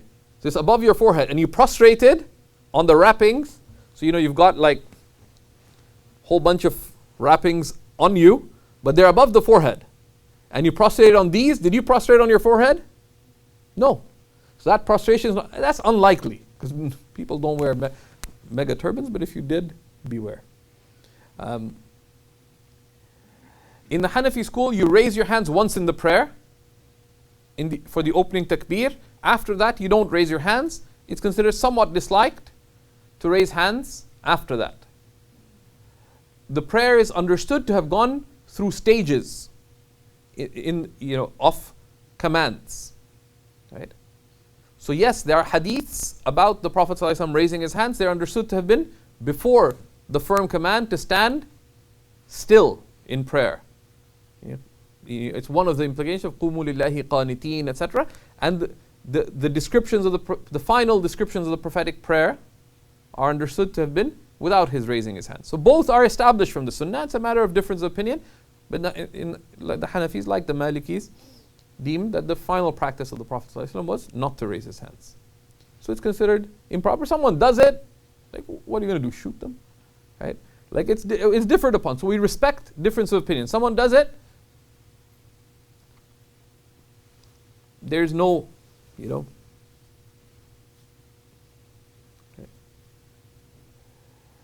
And another of the disliked actions with respect to men is to pray with one's forearms or shoulders uncovered, especially shoulders. Especially shoulders, because there's specific hadiths about that it's disliked to pray without a shirt on, even if your awrah is covered for men, or with your shoulders uncovered, unless there's a reason. Right?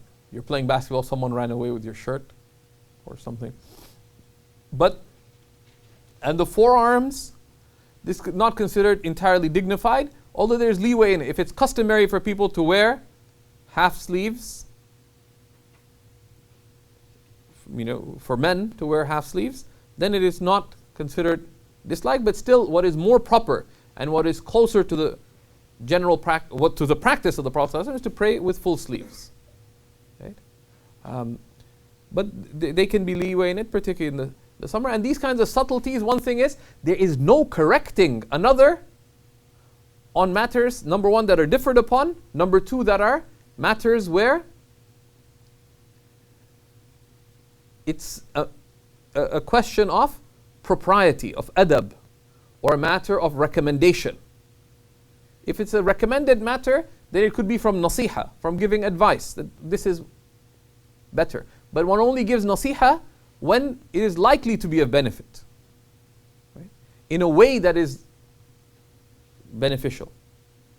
So these are the disliked actions of the prayer. The invalidating actions of the prayer are quite straightforward. The first is excessive movement, and this is sort of the catch-all category. Excessive movement is that which an onlooker would consider to be excessive, such that if they came in and they saw you doing just that action, they would not think that you're praying.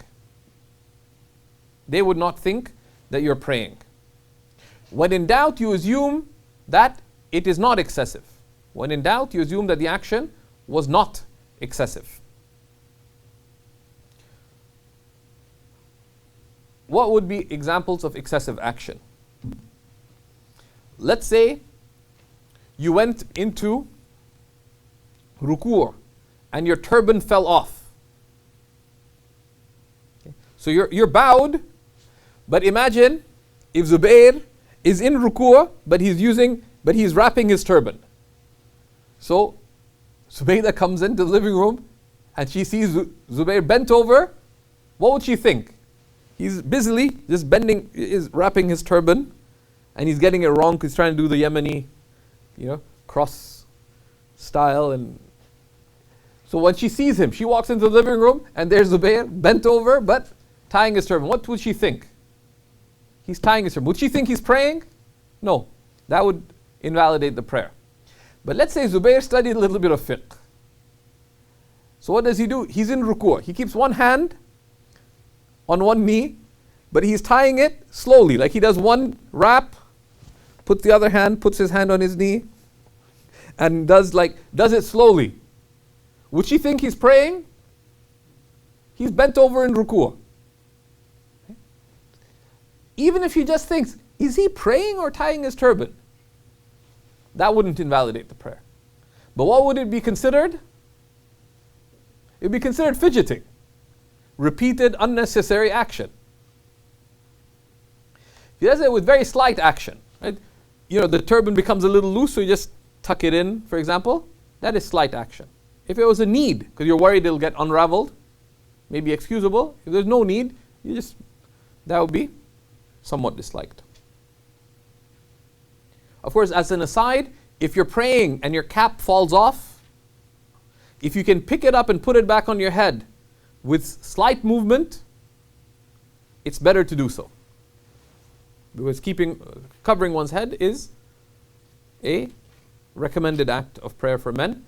And for women, for example, if some part of the hijab moves such that it's not uncovering the awrah, but you just want to be comfortable that the awrah will be covered, so that is considered to be a considered action, so that would not be disliked. Right? But let's say you had this big hijab pin that you decided to get, and it came off. So now you've just got this loose piece of cloth around you. So now you keep your awrah covered, but you're standing there fixing your hijab. Look at criteria. If someone comes in and they saw you doing that, if you're fully engrossed in that action, they wouldn't think you're praying. But if you do it with slight actions, it would either be slight action or fidgeting. And when in doubt, you assume that you're still praying. Can you kill in prayer? Can you kill in prayer? Someone said no. Never give an absolute answer. It depends what you kill. Right? You could kill a pest in prayer. So let's say you're praying and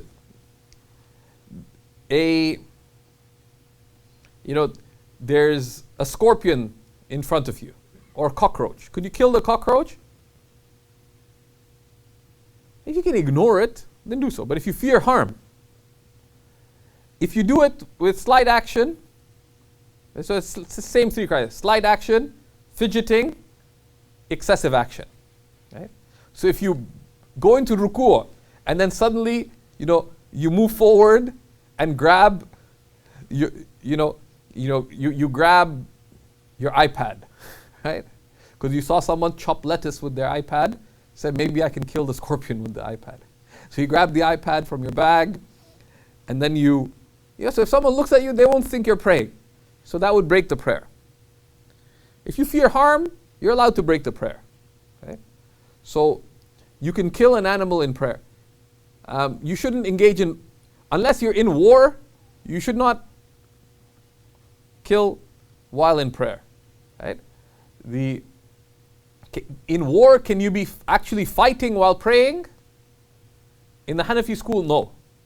They discuss it in the prayer of fear, because the Sahaba, the Prophet ﷺ and the companions prayed in a number of ways in battle. But when you fear the enemy, you can perform the prayer of fear, right? In congregation, there's particular rules to it. But in a state of actual fighting, actual combat, you're using weapons, like you're shooting or you're using the sword, etc., then in that case, the prayer is delayed. And that happened at the Battle of the Trench, Ghazwat al-Khandaq. The Prophet ﷺ and the companions did not pray Dhuhr, did not pray Asr, did not pray Maghrib, and they prayed all of them at Isha time, combining, praying them in order. They prayed Dhuhr first, then Asr, then Maghrib, then Isha. And the Prophet made dua against them for busying them away from the prayer. So this is the excessive movement. Speaking in prayer invalidates the prayer. And speaking is any audible sound comprised of 2 letters or more. Right?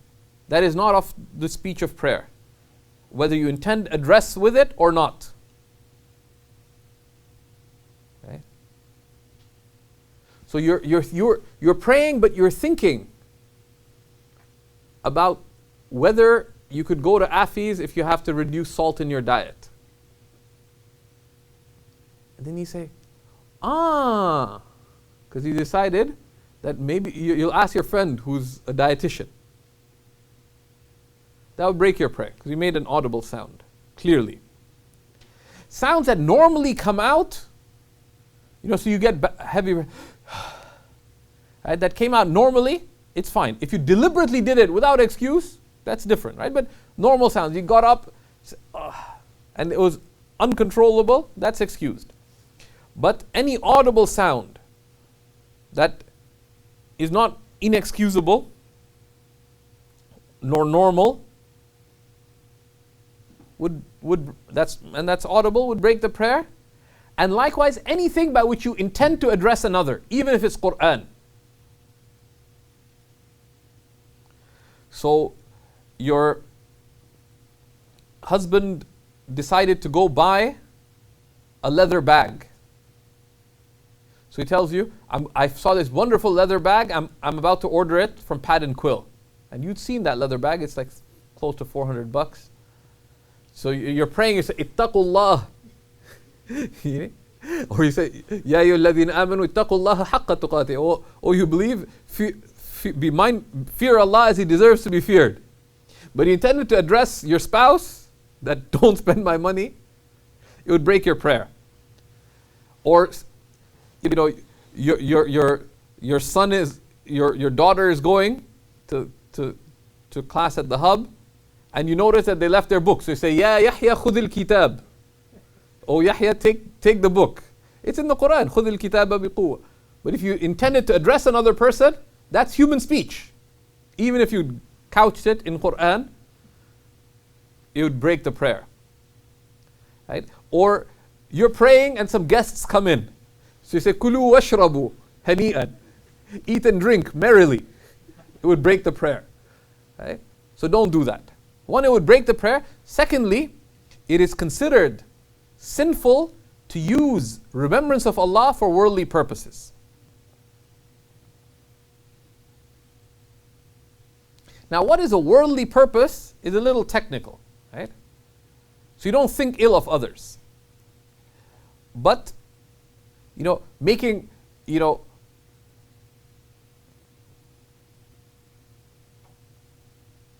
it's better, so when it's for a purely worldly purpose, it is considered to be sinful. When there's a considered reason in it, it should be legitimate. That's why it is certainly better adab not to use dhikr, for example, as a ringtone. Because وَلَا ذِكْرُ اللَّهِ أَكْبَرُ, the remembrance of Allah is higher than that. Right? Although but it returns to intention. If someone does it, don't castigate them, because they could be doing it to remind themselves to remember Allah. To remind themselves not to have useless conversations. Right? But then the other would be, if you go to the washroom, make sure your ringer is off. Right? So, similarly, in some cultures, they use dhikr of, for example, in Syria and Jordan, and certainly amongst Muslims in Lebanon, it's a very common habit. If you're going into an apartment building, as you're going up the stairs, they say, Ya Sattar, Ya Sattar. Right? Why? Because very often buildings, people would live together. Right? People, families would live together, and people would have bad habits of sort of scurrying from, like women are standing talking to you and they're not properly dressed or whatever. So you're going up the stairs, say, Ya Sattar, Ya Sattar. One of Allah's names, the concealer. You have to be careful that you have the intention of dhikr, not just simply women go hide, women go hide, or here I am, here. Like, similarly, people were, it's a good habit in one sense, that dhikr permeates the life of a believer, but it should be for the dhikr of Allah.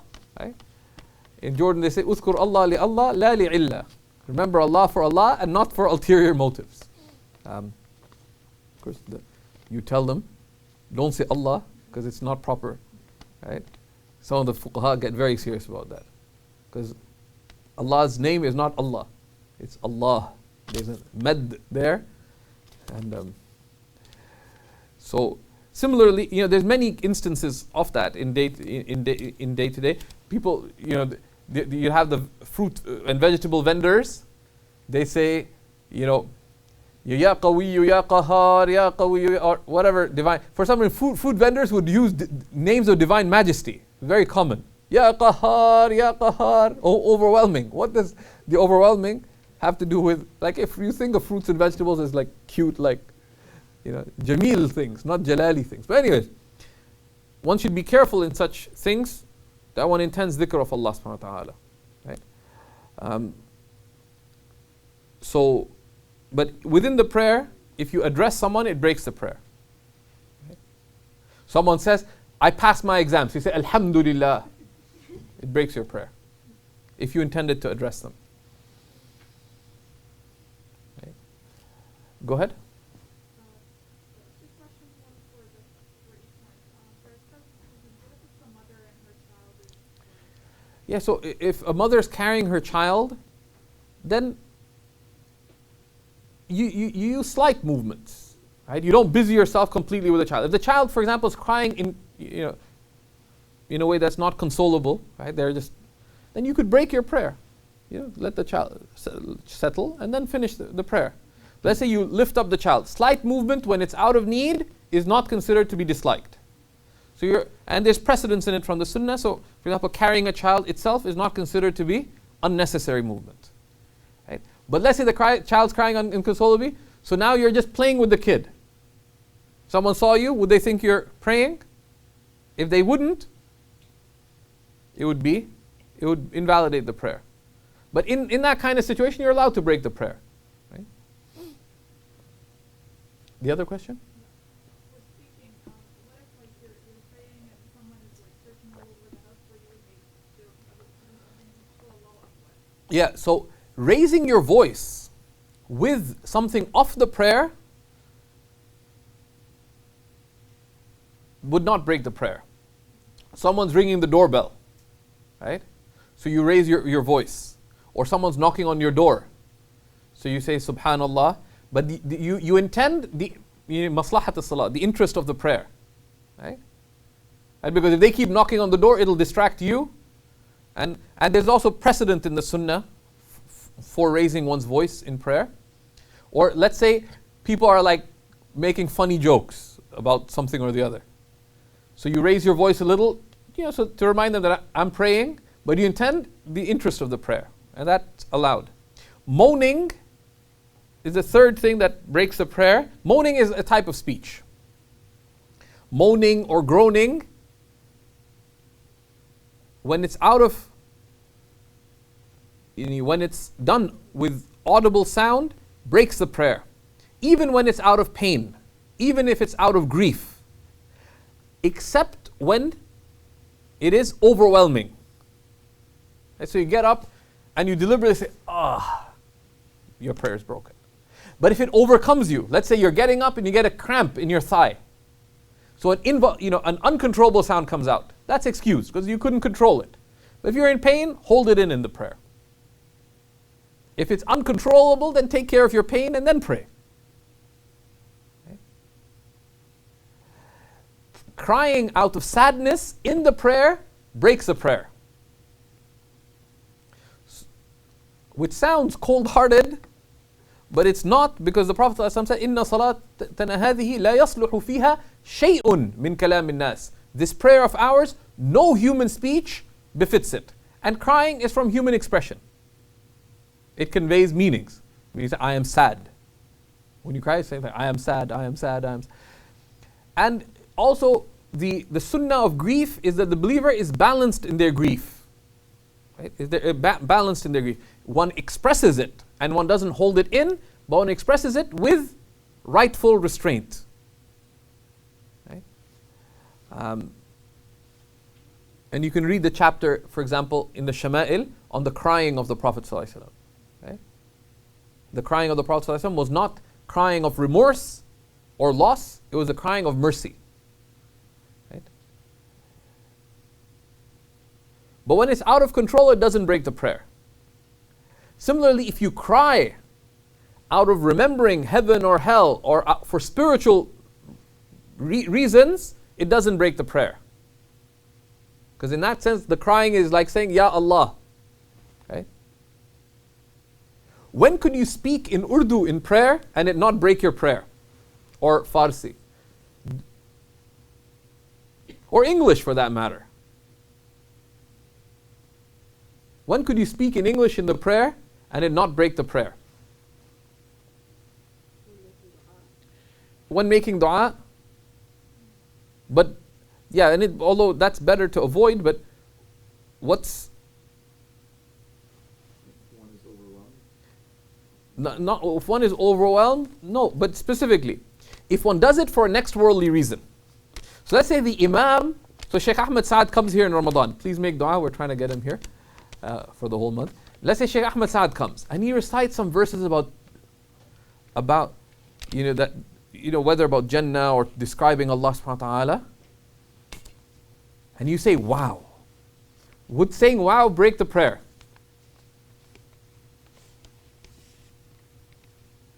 Would saying wow or say are? That's what the fuqaha mentioned. They mentioned are. Because is it Persian? Do you guys say are? Any Persian speakers here? Yeah. Okay. Or however they pronounce it. Is it with a med? Are? Yeah, probably. Yeah. That's I didn't understand because they say are, but in the fiqh book says ar. It was a med. Anyways, say are. Would that, or you say wow? Would that break the prayer? Okay, depends why you said it.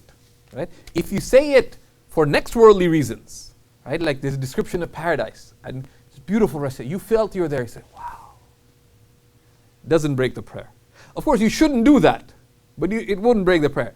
But imagine, because Shaykh Ahmed Saad's reciting, that is amazing recitation. Right? So and you understand something about music, or like beautiful sound. Okay? So you notice how he changed his voice. He said, wow. Meaning like it's like saying, you rock, Imam Saad, Shaykh Saad. Right? That would break the prayer. Like if you say it, because of the beauty of the recitation, so wow. I mean, like, it's like you're saying that recitation is so beautiful. So it's a worldly reason, it breaks the prayer. If it's a spiritual reason, such as the meanings, it doesn't. But you avoid that. You avoid that. Go ahead.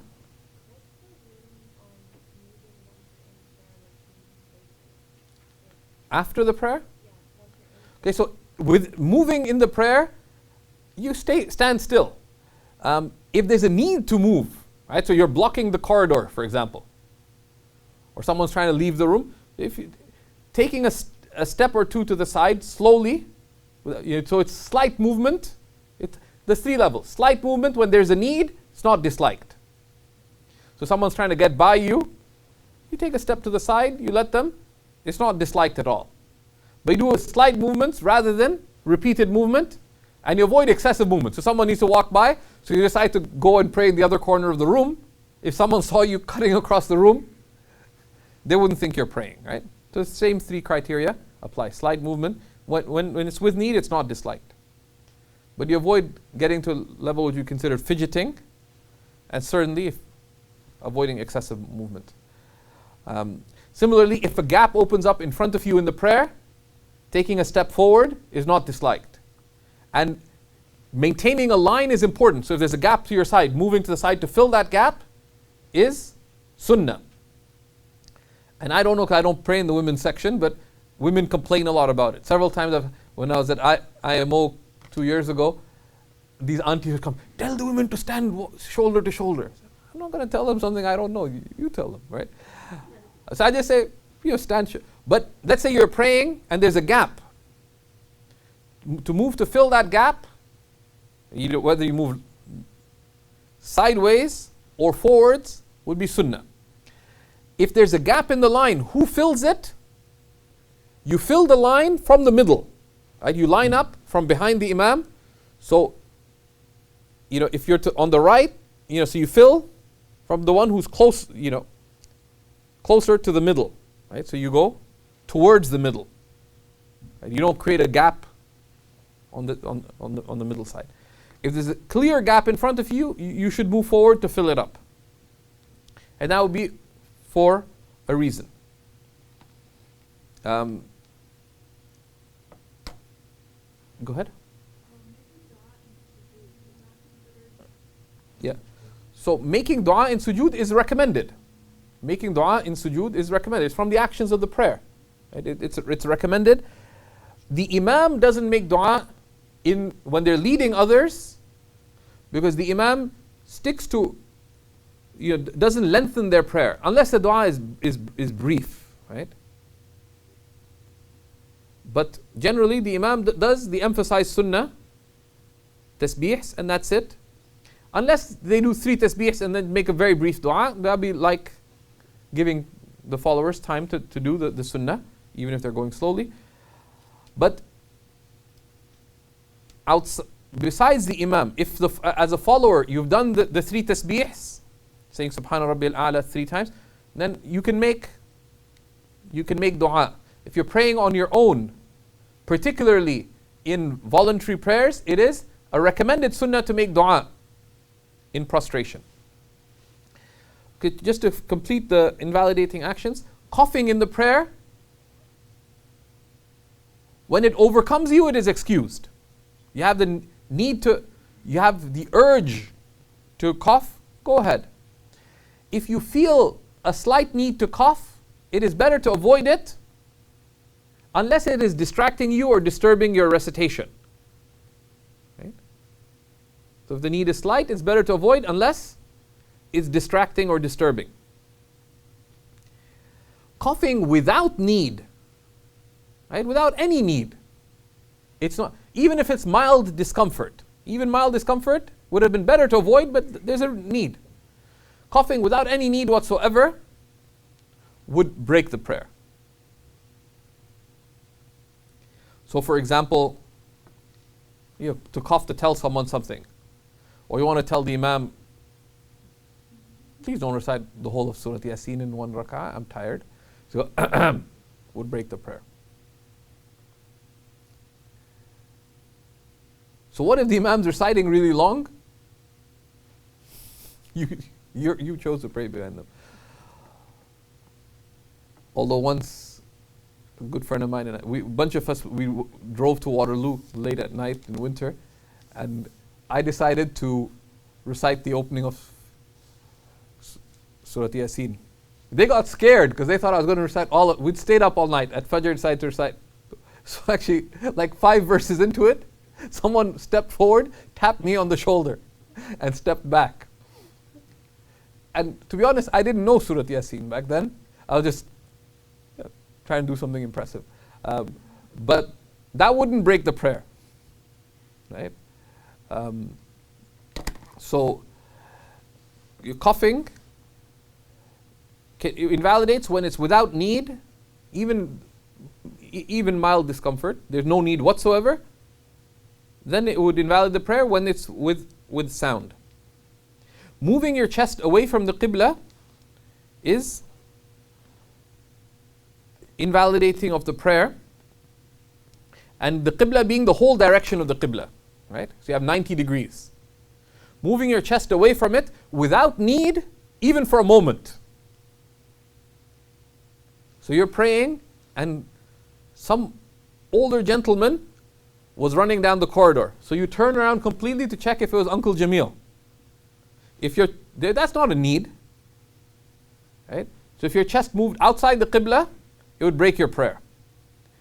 But let's say Uncle Jamil broke his wudu and he decided to run to the washroom, and he bumped into you. So you're forced away from the Qibla. Then you have the extent of 3 tasbihs to move back to the Qibla. Or you're wearing this funny Moroccan tunic or whatever it's called, right? And you stumble. And you didn't fall over completely, but your chest moved away from the Qibla. And what counts is your chest area. So if your chest moved away from the Qibla because of some, not without excuse, right? So you stumbled, for example, then if you immediately move back towards the Qibla, that's fine. If you move within the direction of the Qibla. So someone asked, what if I trip over and fell? Right? If you got up and continued, that's fine. But if you remained away from the Qibla for more than 3 tasbihs, it would break the prayer. Right? So you tripped over, you bought a new jilbab, you got like, you got the tent-sized version, and you tripped over and fell, and decided to make it dramatic. So if you're away from your chest is away from the Qibla for more than 3 tasbihs, then it would break the prayer.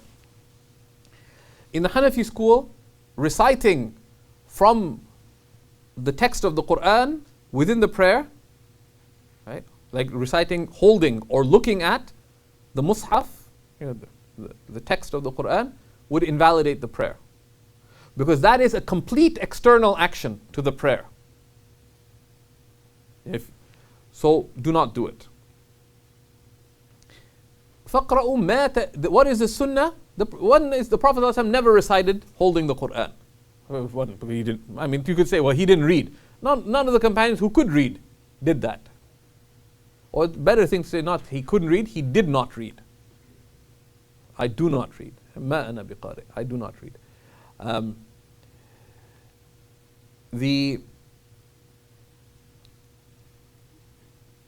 So you avoid that within the prayer. Imam Abu Hanifa considered that to be a complete external action. And there's also many harms in it. At the individual level, it removes the incentive to memorize the Quran. You just read from the mushaf. In some countries, like in Jordan, the imams at Taraweeh, they have this digital mushaf with a pedal. So they'd be reading from it and they'd switch the pages with their foot. There's an urban myth, I don't know if it's true, I have no reliable transmission of it, that actually one imam cursed because he pressed it once and it flipped multiple pages and he couldn't figure out how to move it back. So, some cultures have a bad habit of cursing. So he did some, like la'an. And so the discussion was that kufr or not? Because he cursed at the mushaf, right? But there's obvious harms in that, right? But it's a matter where there is difference of opinion about. In some schools it's allowed, but even there, so as a Hanafi you don't do that. But if someone's holding the mushaf, from another school, then the Quran deserves our respect. Some people hold the mushaf and they go into sajda holding it to the ground. That's bad adab. Right? Even just holding, and so Shaykh al-Buti used to get very upset. Although he's Kurdish, he'd get upset at many things. Rahimahullah. He'd get very upset every year in Taraweeh, pretty much, because he says, all these people holding the mushaf. Like, he said, listen to it. Why are you holding it? Right? If you want to read the Quran, read outside. If you want to pray, pray. Right? So there's an element of that. This is, and it's not from the practice of the Prophet ﷺ or the companions, but so in the Hanafi school, it would break the prayer. At the same time, we do respect. This is an opinion in another school. If one follows another school's opinion for a particular reason, for example, I was asked, can a Hanafi, if you don't have a lot of Quran memorized, could you recite from the mushaf in your tahajjud prayer? As a Hanafi, you don't. If you choose to follow the Shafi'i school for that, that's up to you. That's up to you. Istafti qalbak, ask your heart. Okay? And some of the ulama say, no, you stick to your school regardless. And there's others who said that you can, if a dispensation that facilitates worship or remembrance or good is not taking the easy way out kind of thing. But those things is best to consult about that. And this is one of the areas where there's leeway. I know, yes, of the righteous who would do that, and certainly like in places like Syria, etc., where you have the prevalence of more than one school and people are familiar with how to follow another madhab. If someone does so, you can't object. And following a madhab is something that we do methodically, but we don't do it religiously. What's the difference between method and religion? Right? This is a way of soundly practicing the religion, of soundly learning the religion, soundly practicing the religion in our lives, and of having clarity in our life, of having a standard of practice, right, in our life. So we don't become lax, right? It's a way of operationalizing taqwa, right? But it's not our deen, right? You're not Hanafi Muslim. You are a Muslim, right? You follow the way of Ahl Sunnah, as the Prophet alaykum bi sunnati, right? It's, alaykum bil jama'ah. Like this, these are concepts. The idea of Ahl Sunnah wal jama'ah. It's taken from there. He said, hold fast to my sunnah, hold fast to the mainstream. And that's why you have the idea of Ahl Sunnah wal jama'ah. That's from following the Prophet. A madhab is a means of fulfilling that. A means that is required, but it's not an exclusive means. There are multiple means. So if someone's, if you go to the masjid, your best friend is holding her iPhone and following along. Do you correct them? You're not obligated to, because commanding the good and forbidding the wrong does not apply to following one madhab. If it's a matter that's different about, maybe they're following another opinion. So you don't correct them on that. But if it's leading to her fidgeting, etc., first ask yourself, how are you noticing? You should be praying too. Right? So if you notice something someone else, then lower your gaze and ignore them. But let's say you notice it, you could advise them, right? If you think it'll be of benefit. But you should be sure that what you're advising them is correct. So be careful about it, because many people do it in the masjid, just ignore them. If they knew their madhab and they chose to follow it, then they would do so. Matters that are differed upon, you do not correct. Okay? Any questions there about that?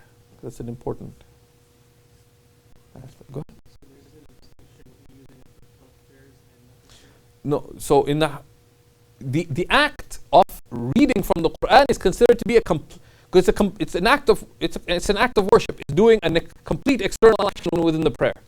That is not of the actions of the prayer. Okay? And it does not have basis from prophetic practice, etc. The final of the invalidating actions mentioned is grave errors in recitation. And grave errors in recitation are those that are either deliberate or that grossly alter the meaning. Right?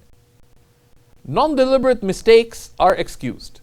Right? Non-deliberate mistakes are excused, and so don't change a verse or something. Right?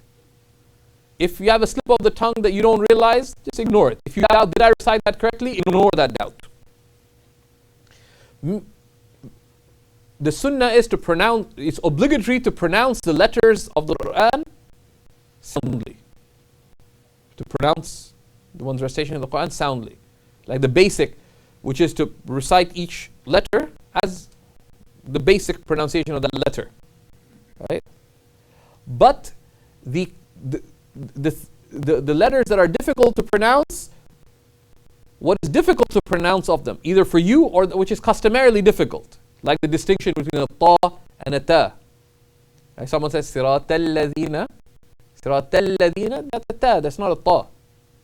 That's a common, so that would be excused. You don't deliberately do that because it would be improper, or but those are excused. You say in some societies they find it difficult to recite the qaf. Okay? They say instead of mustaqim, they say mustaqim.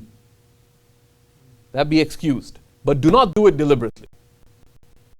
Do not do it deliberately. So I want to sound Yemeni in my prayer, and you do it deliberately, it may well break your prayer. if you could, without hardship, pronounce it normally. So don't do things like that. Any other questions? Go ahead.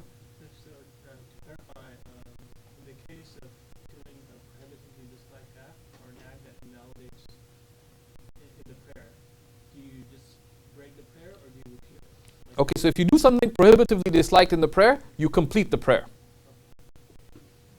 And then if it relates to the actions of the prayer, then you pray it again to rectify the error.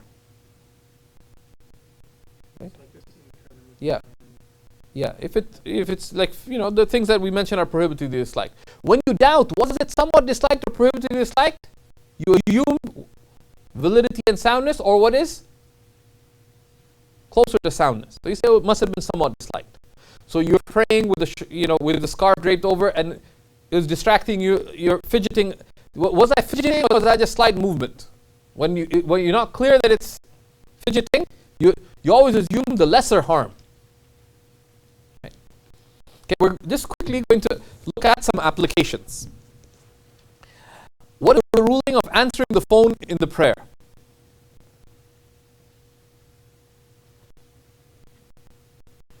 What's the ruling of answering the phone in the prayer?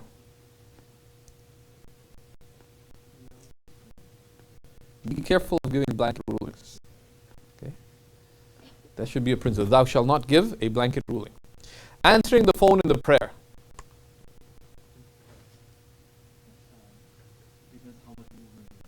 Yes, it depends firstly how much movement. So your phone rings. So let's say you answered the phone and you just held it and you're just reciting Quran just to make them know that you're praying. I've done it a few times where someone important call and I'm in class. I'm not going to interrupt class, but I'll listen. Rarely, because usually my phone is not just on silent, but it's on do not disturb. So I'll just miss it. But if you simply answering the phone itself, okay, the act of answering the phone, so if you're picking up the phone will be somewhat disliked. When would picking up the phone not be disliked? When would picking up the phone, like let's say your phone is in your pocket or next to you, when would picking it up not be disliked? Yeah, when it's distracting others, it may be obligatory for you to answer the phone or to turn it off. What if you can't find your phone? So you went overboard. So you're wearing like shalwar kameez and a light jilbab and a heavy jilbab. The heavy jilbab has like 4 pockets. The light jilbab underneath has 2 pockets. And your shalwar kameez is this military style shalwar kameez, has 4 pockets. You have 10 pockets. And you don't know which one the phone is in. If you're praying in congregation, it may be obligatory for you to break the prayer, walk away, and turn off the phone. Or let's say your phone is ringing and it's your phone because it's got this ringtone that says "Hello, Bhaijan," and you can look it up. Right? Actually, my ringtone went off in the office of the Grand Mufti of Pakistan. He was meeting with like 5 or 6 senior scholars, and I'm sitting waiting to ask a question. And I just traded ringtones with my uncle, and my phone went, "Hello, Bhaijan," and it's really annoying. It gets more and more frantic. It's a phone call. Answer the phone. Why don't you? And I'm sitting cross-legged and I had like 8 pockets. I couldn't find the phone. Of course, the adab is when someone else is distracting, you ignore the distraction and you ignore the one who is distracting. Or someone's doing something embarrassing. Someone's sneezing and passing wind, for example. You don't look, who is it? You lower your gaze. Right? And you ignore it. Right? That's from man satara musliman. Whoever conceals the faults of Muslim, satara Allah fi dunya. Allah will conceal their faults in this life and the next. If you notice someone doing something embarrassing or wrong, have a husn al-dhan and don't look at them. Okay? Someone's walking out of a bar, they look kind of familiar, just lower your gaze and walk away. Don't stare. Okay? Now if you know who it is, for sure, then that's a separate matter. But so answering the phone, it may be obligatory for you to answer the phone, such as if it's going to distract others. Answering there would be by turning it off, for example. If it's something really critical, it may be obligatory for you to answer your phone. You're a relative or a friend or someone you're responsible for is in hospital, and you get a phone call. That's critical. It may be, something it's urgent. But then what do? You answer the phone, and you're allowed to break the prayer. Right? You may be allowed to break the prayer. But answering the phone without need nor benefit would be disliked. Right? If it takes multiple actions, it may be fidgeting, actually talking to them. Right? So let's say you're praying, you answer the phone, and you recite, "Inna salata kanat ala al-mu'minina kitaban mawquta." That truly prayer has been legislated for people in duly apportioned time. Meaning, I'm praying, leave me alone. If you intended to address them with that would break your prayer. But you don't, right? What about looking at a computer screen? Or looking at your cell phone? You got a text message, so you read Globetrotting Family. You read it within yourself. So, what would be the ruling of checking text messages while you're praying?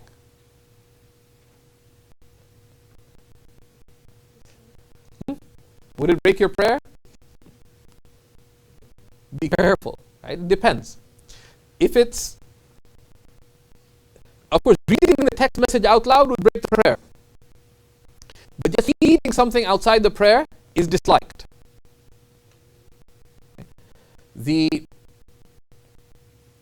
Simply looking at the text message would be disliked.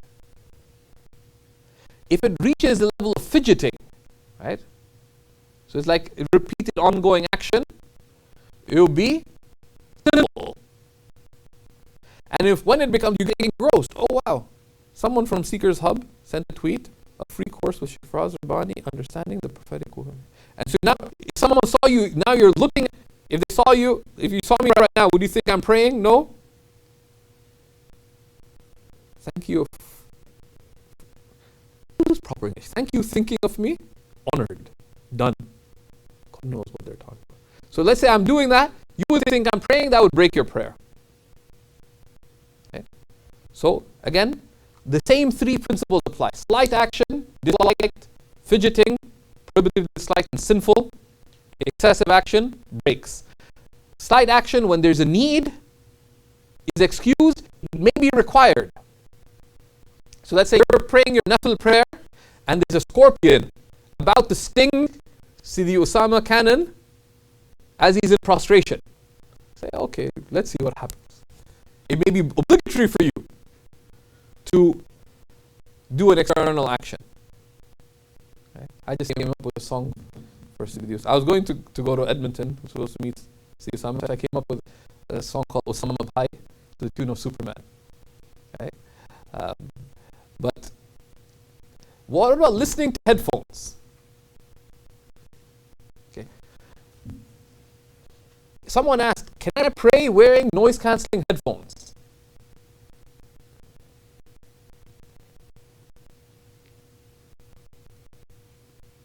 Should you pray wearing noise-cancelling headphones?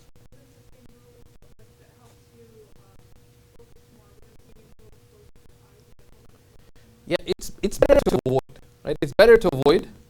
So would it be like closing your eyes? It's similar to closing your eyes in some respects. In itself, it's something external to dress. Like it's an external matter, so you avoid that.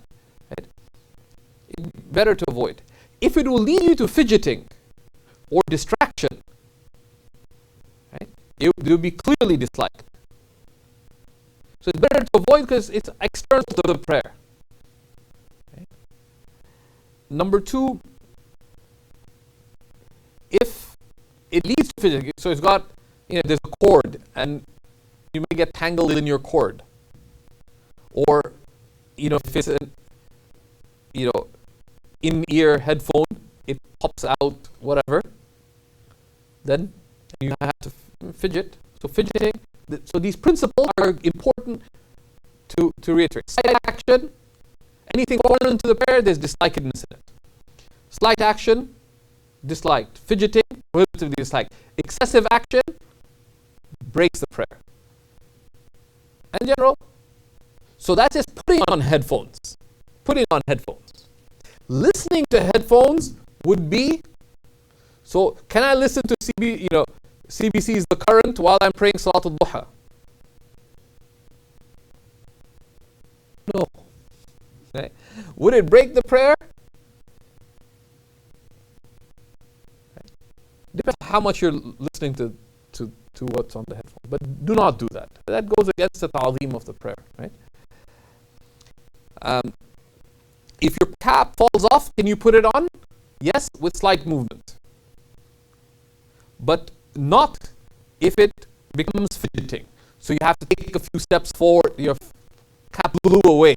So you have to walk towards the cap and put it on and fix it, and then you wouldn't do it. Similarly, if the wind blows a little, your hijab gets dislodged from one shoulder or whatever, the sit up is fine, but you shouldn't be fidgeting with your hijab or any other item of clothing in the prayer. Should you fix your socks? Let's say you go into ruku and you notice your socks are uneven. Or you feel that uncomfortable feeling when one sock is kind of like slightly coming off. Should you tug it up? In general, what should you do? Yeah, you should avoid it. When could you pull up your socks? Yeah, if it's an ongoing distraction and you could do it with very slight movement. So you could just, with one movement, you could tug it up. But if it requires extensive movement, then you avoid it. Could you take off your socks in prayer? With slight movements? You could if it's really distracting you. Okay, can you kiss in prayer?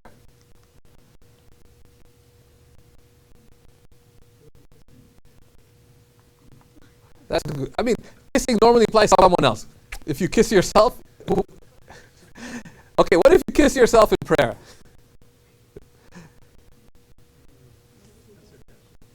It'd be a slight action without need. There's no conceivable need of kissing yourself in prayer, right? So that would be somewhat disliked, right? What about kissing another in prayer?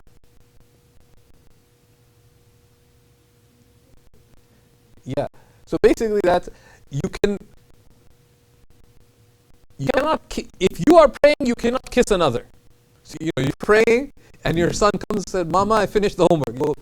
You kiss them. That breaks the prayer. That's a complete foreign action to the prayer. There's no interest of the prayer in you kissing your child, right? It would break the prayer, right? If you get kissed in the prayer, right, it wouldn't break the prayer. Like in itself, we leave out extreme cases, but one spouse is leaving, they kiss their spouse on the head in the prayer or whatever. But you shouldn't do that to someone who's praying, and you shouldn't suggest it. If I'm, if you're leaving, so you would avoid that. Greeting in prayer, giving salams to another breaks the prayer. Say Assalamu alaikum. Even if you quote Quran, you say Salamun qawlan min Rabbir Rahim. Salams are greetings from a merciful Lord. You say, but it's from Allah. No. Right? It's anything that you intend to address another with would break the prayer. Shaking another's hands in prayer would break the prayer. Right? You go shake someone's hands. But raising your hand in prayer, if someone beats you, does not break the prayer. The qiyas, legal reason, could entail that this would invalidate the prayer. Because it's like a khitab. You raise your hands as if you're saying, Assalamu alaikum. Someone comes in. It's better to avoid, but the reason it doesn't break the prayer is it is established in the sunnah. And they say the wisdom in it is if someone doesn't notice their prayer. And some people can get offended. It's your uncle. It's Uncle Jamil. So Zubayr got nervous after the Maghrib prayer. He was rectified. So he's doing a lot of nafil prayers. He's repeating istikhara, salat al-hajjah. Can I afford the $50,000 mahar? He's got all these confusions on his mind. And Uncle Jamil comes and he's like wondering, why are you still in my living room? Assalamu alaikum. He raises his hand. Yeah, and it's expressing many meanings. Assalamu alaikum, I'm sorry, I'm going to leave soon, whatever. But you raise your hands, it doesn't break the prayer. But when you could avoid it, you do. So it's your friend. Say, Assalamu alaikum, they didn't realize your prayer, you just continue praying. So these are some applications of those general principles.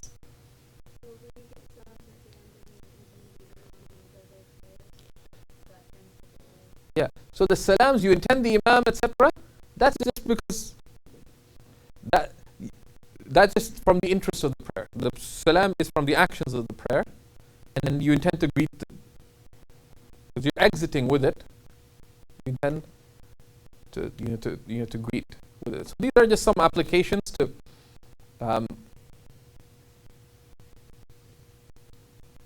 any questions before we close?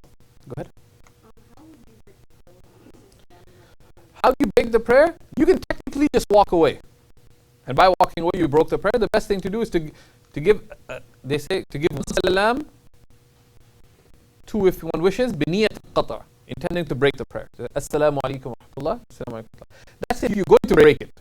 So then an emergency. But of course, if it's a really urgent thing, you notice a baby is about to jump off the balcony, you run to the baby. You don't say, Assalamu alaikum, the baby says, Inna lillahi wa inna ilayhi raji'un.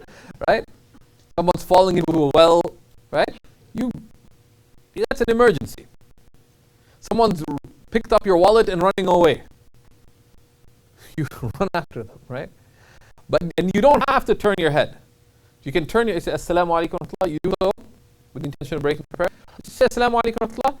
As you walk away, that's fine. If your prayer is invalidated, you don't need to break it. So you went into ruku'ah, and you try to tie a knot in your shalwar, but the knot would not remain. So you went into ruku'ah, and your shalwar came off. Your awrah became uncovered. You don't need to break the prayer because it's broken, because you're now legally naked, right? So you don't need, the broken does not require breaking. Okay? Or the wind blew and it blew your clothes away or something while you were praying. You don't need to break it. If your nose starts bleeding, right? So your wudu broke. So you don't need to break the prayer. Now what happens if you break your prayer in congregation? You should not continue praying. It's not allowed to continue to pretend to pray. And actually the Shafi'is are very intense on this. And they go, deliberately performing an invalid action could be akin to kufr, according to some of the Shafi'is, right? Because it's like mocking Allah subhanahu wa ta'ala. But it's not. Like if someone does it out of embarrassment, it shouldn't be done. The Hanafis generally don't take it as explicitly seriously. What you do, go make wudu. And go make wudu and try to catch the congregation if you can. How do you walk away? Just hold your nose. It's established in traditions.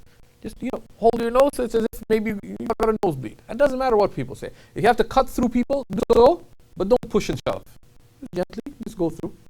And it's not that difficult for people just to make a little space. If someone's trying to cut through, most people don't just walk away because they feel like it. Right? There's a reason. But the adab in these kind of things, lower your gaze. You don't look, okay, why are you trying to go through? Just lower your gaze, let them go through. Go ahead.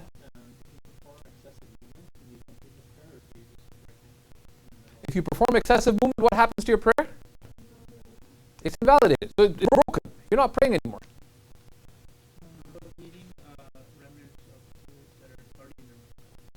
Okay, what about eating remnants of food? So there's a number of other things that break the prayer. Amongst them are eating and drinking. Okay.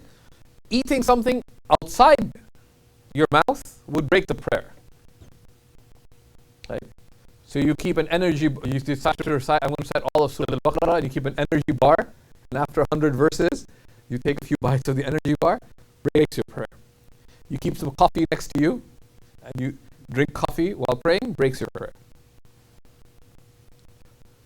If you have something residual in your mouth, it's better to remove it. But swallowing it, if it's small, would not break the prayer. And small is something that's less than the size of a dry chickpea. And I mentioned dry chickpea because if you cook a chickpea, you soak it in water, it loads, etc. Now you don't have to look at measure it. Is it more than a chickpea or not? Now you don't have to take it out and look. Just make an estimate. Is it small? You'll be excused. And if you've swallowed it, what do you do? So you just exercise your judgment, and that's it. If you end up praying and you have chewing gum in your mouth, that doesn't break your prayer. But it's better to take it out if you can, right? Unless it's not distracting you at all. Now, if you have chewing gum in your mouth and it is affecting the saliva and you're swallowing the saliva, that would break your prayer.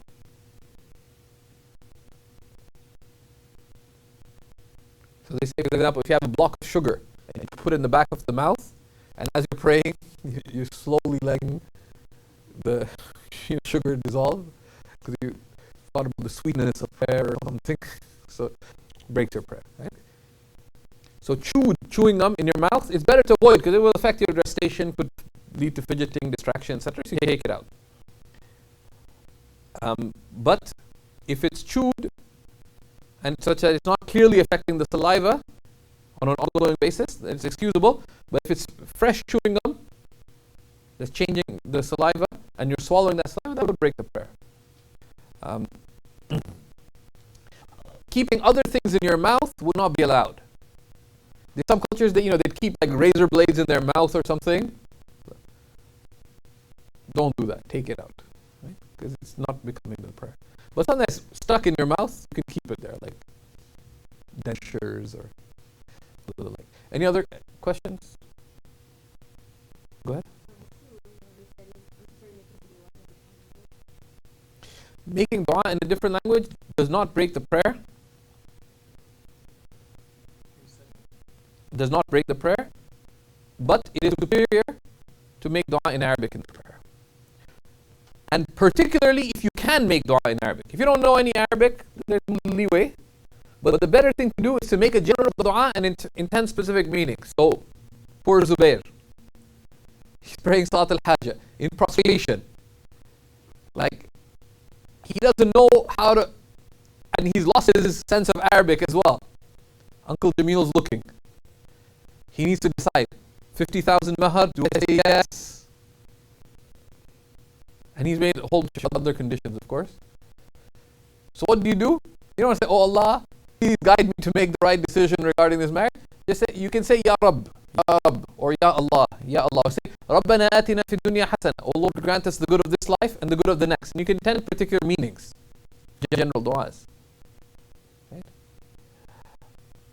That's superior. If someone makes dua in other than Arabic, it does not invalidate the prayer. It's superior not to, and particularly, and some said it's disliked, perhaps even prohibitively disliked, to make dua other than Arabic if you know Arabic. Right? In general, like, it's better to avoid that. And that's part of the wisdom why we make dua in the prayer and out of the prayer as well, sunnah. And within the prayer, one only makes dua for matters that you could only ask from Allah subhanahu wa ta'ala.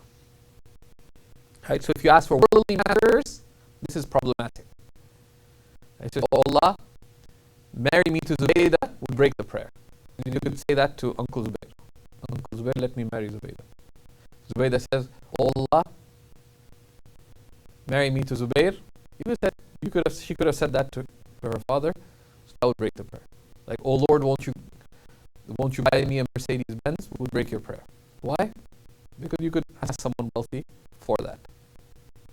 So it's better to stick to the du'as of the Quran and the Sunnah or matters of the hereafter within the prayer.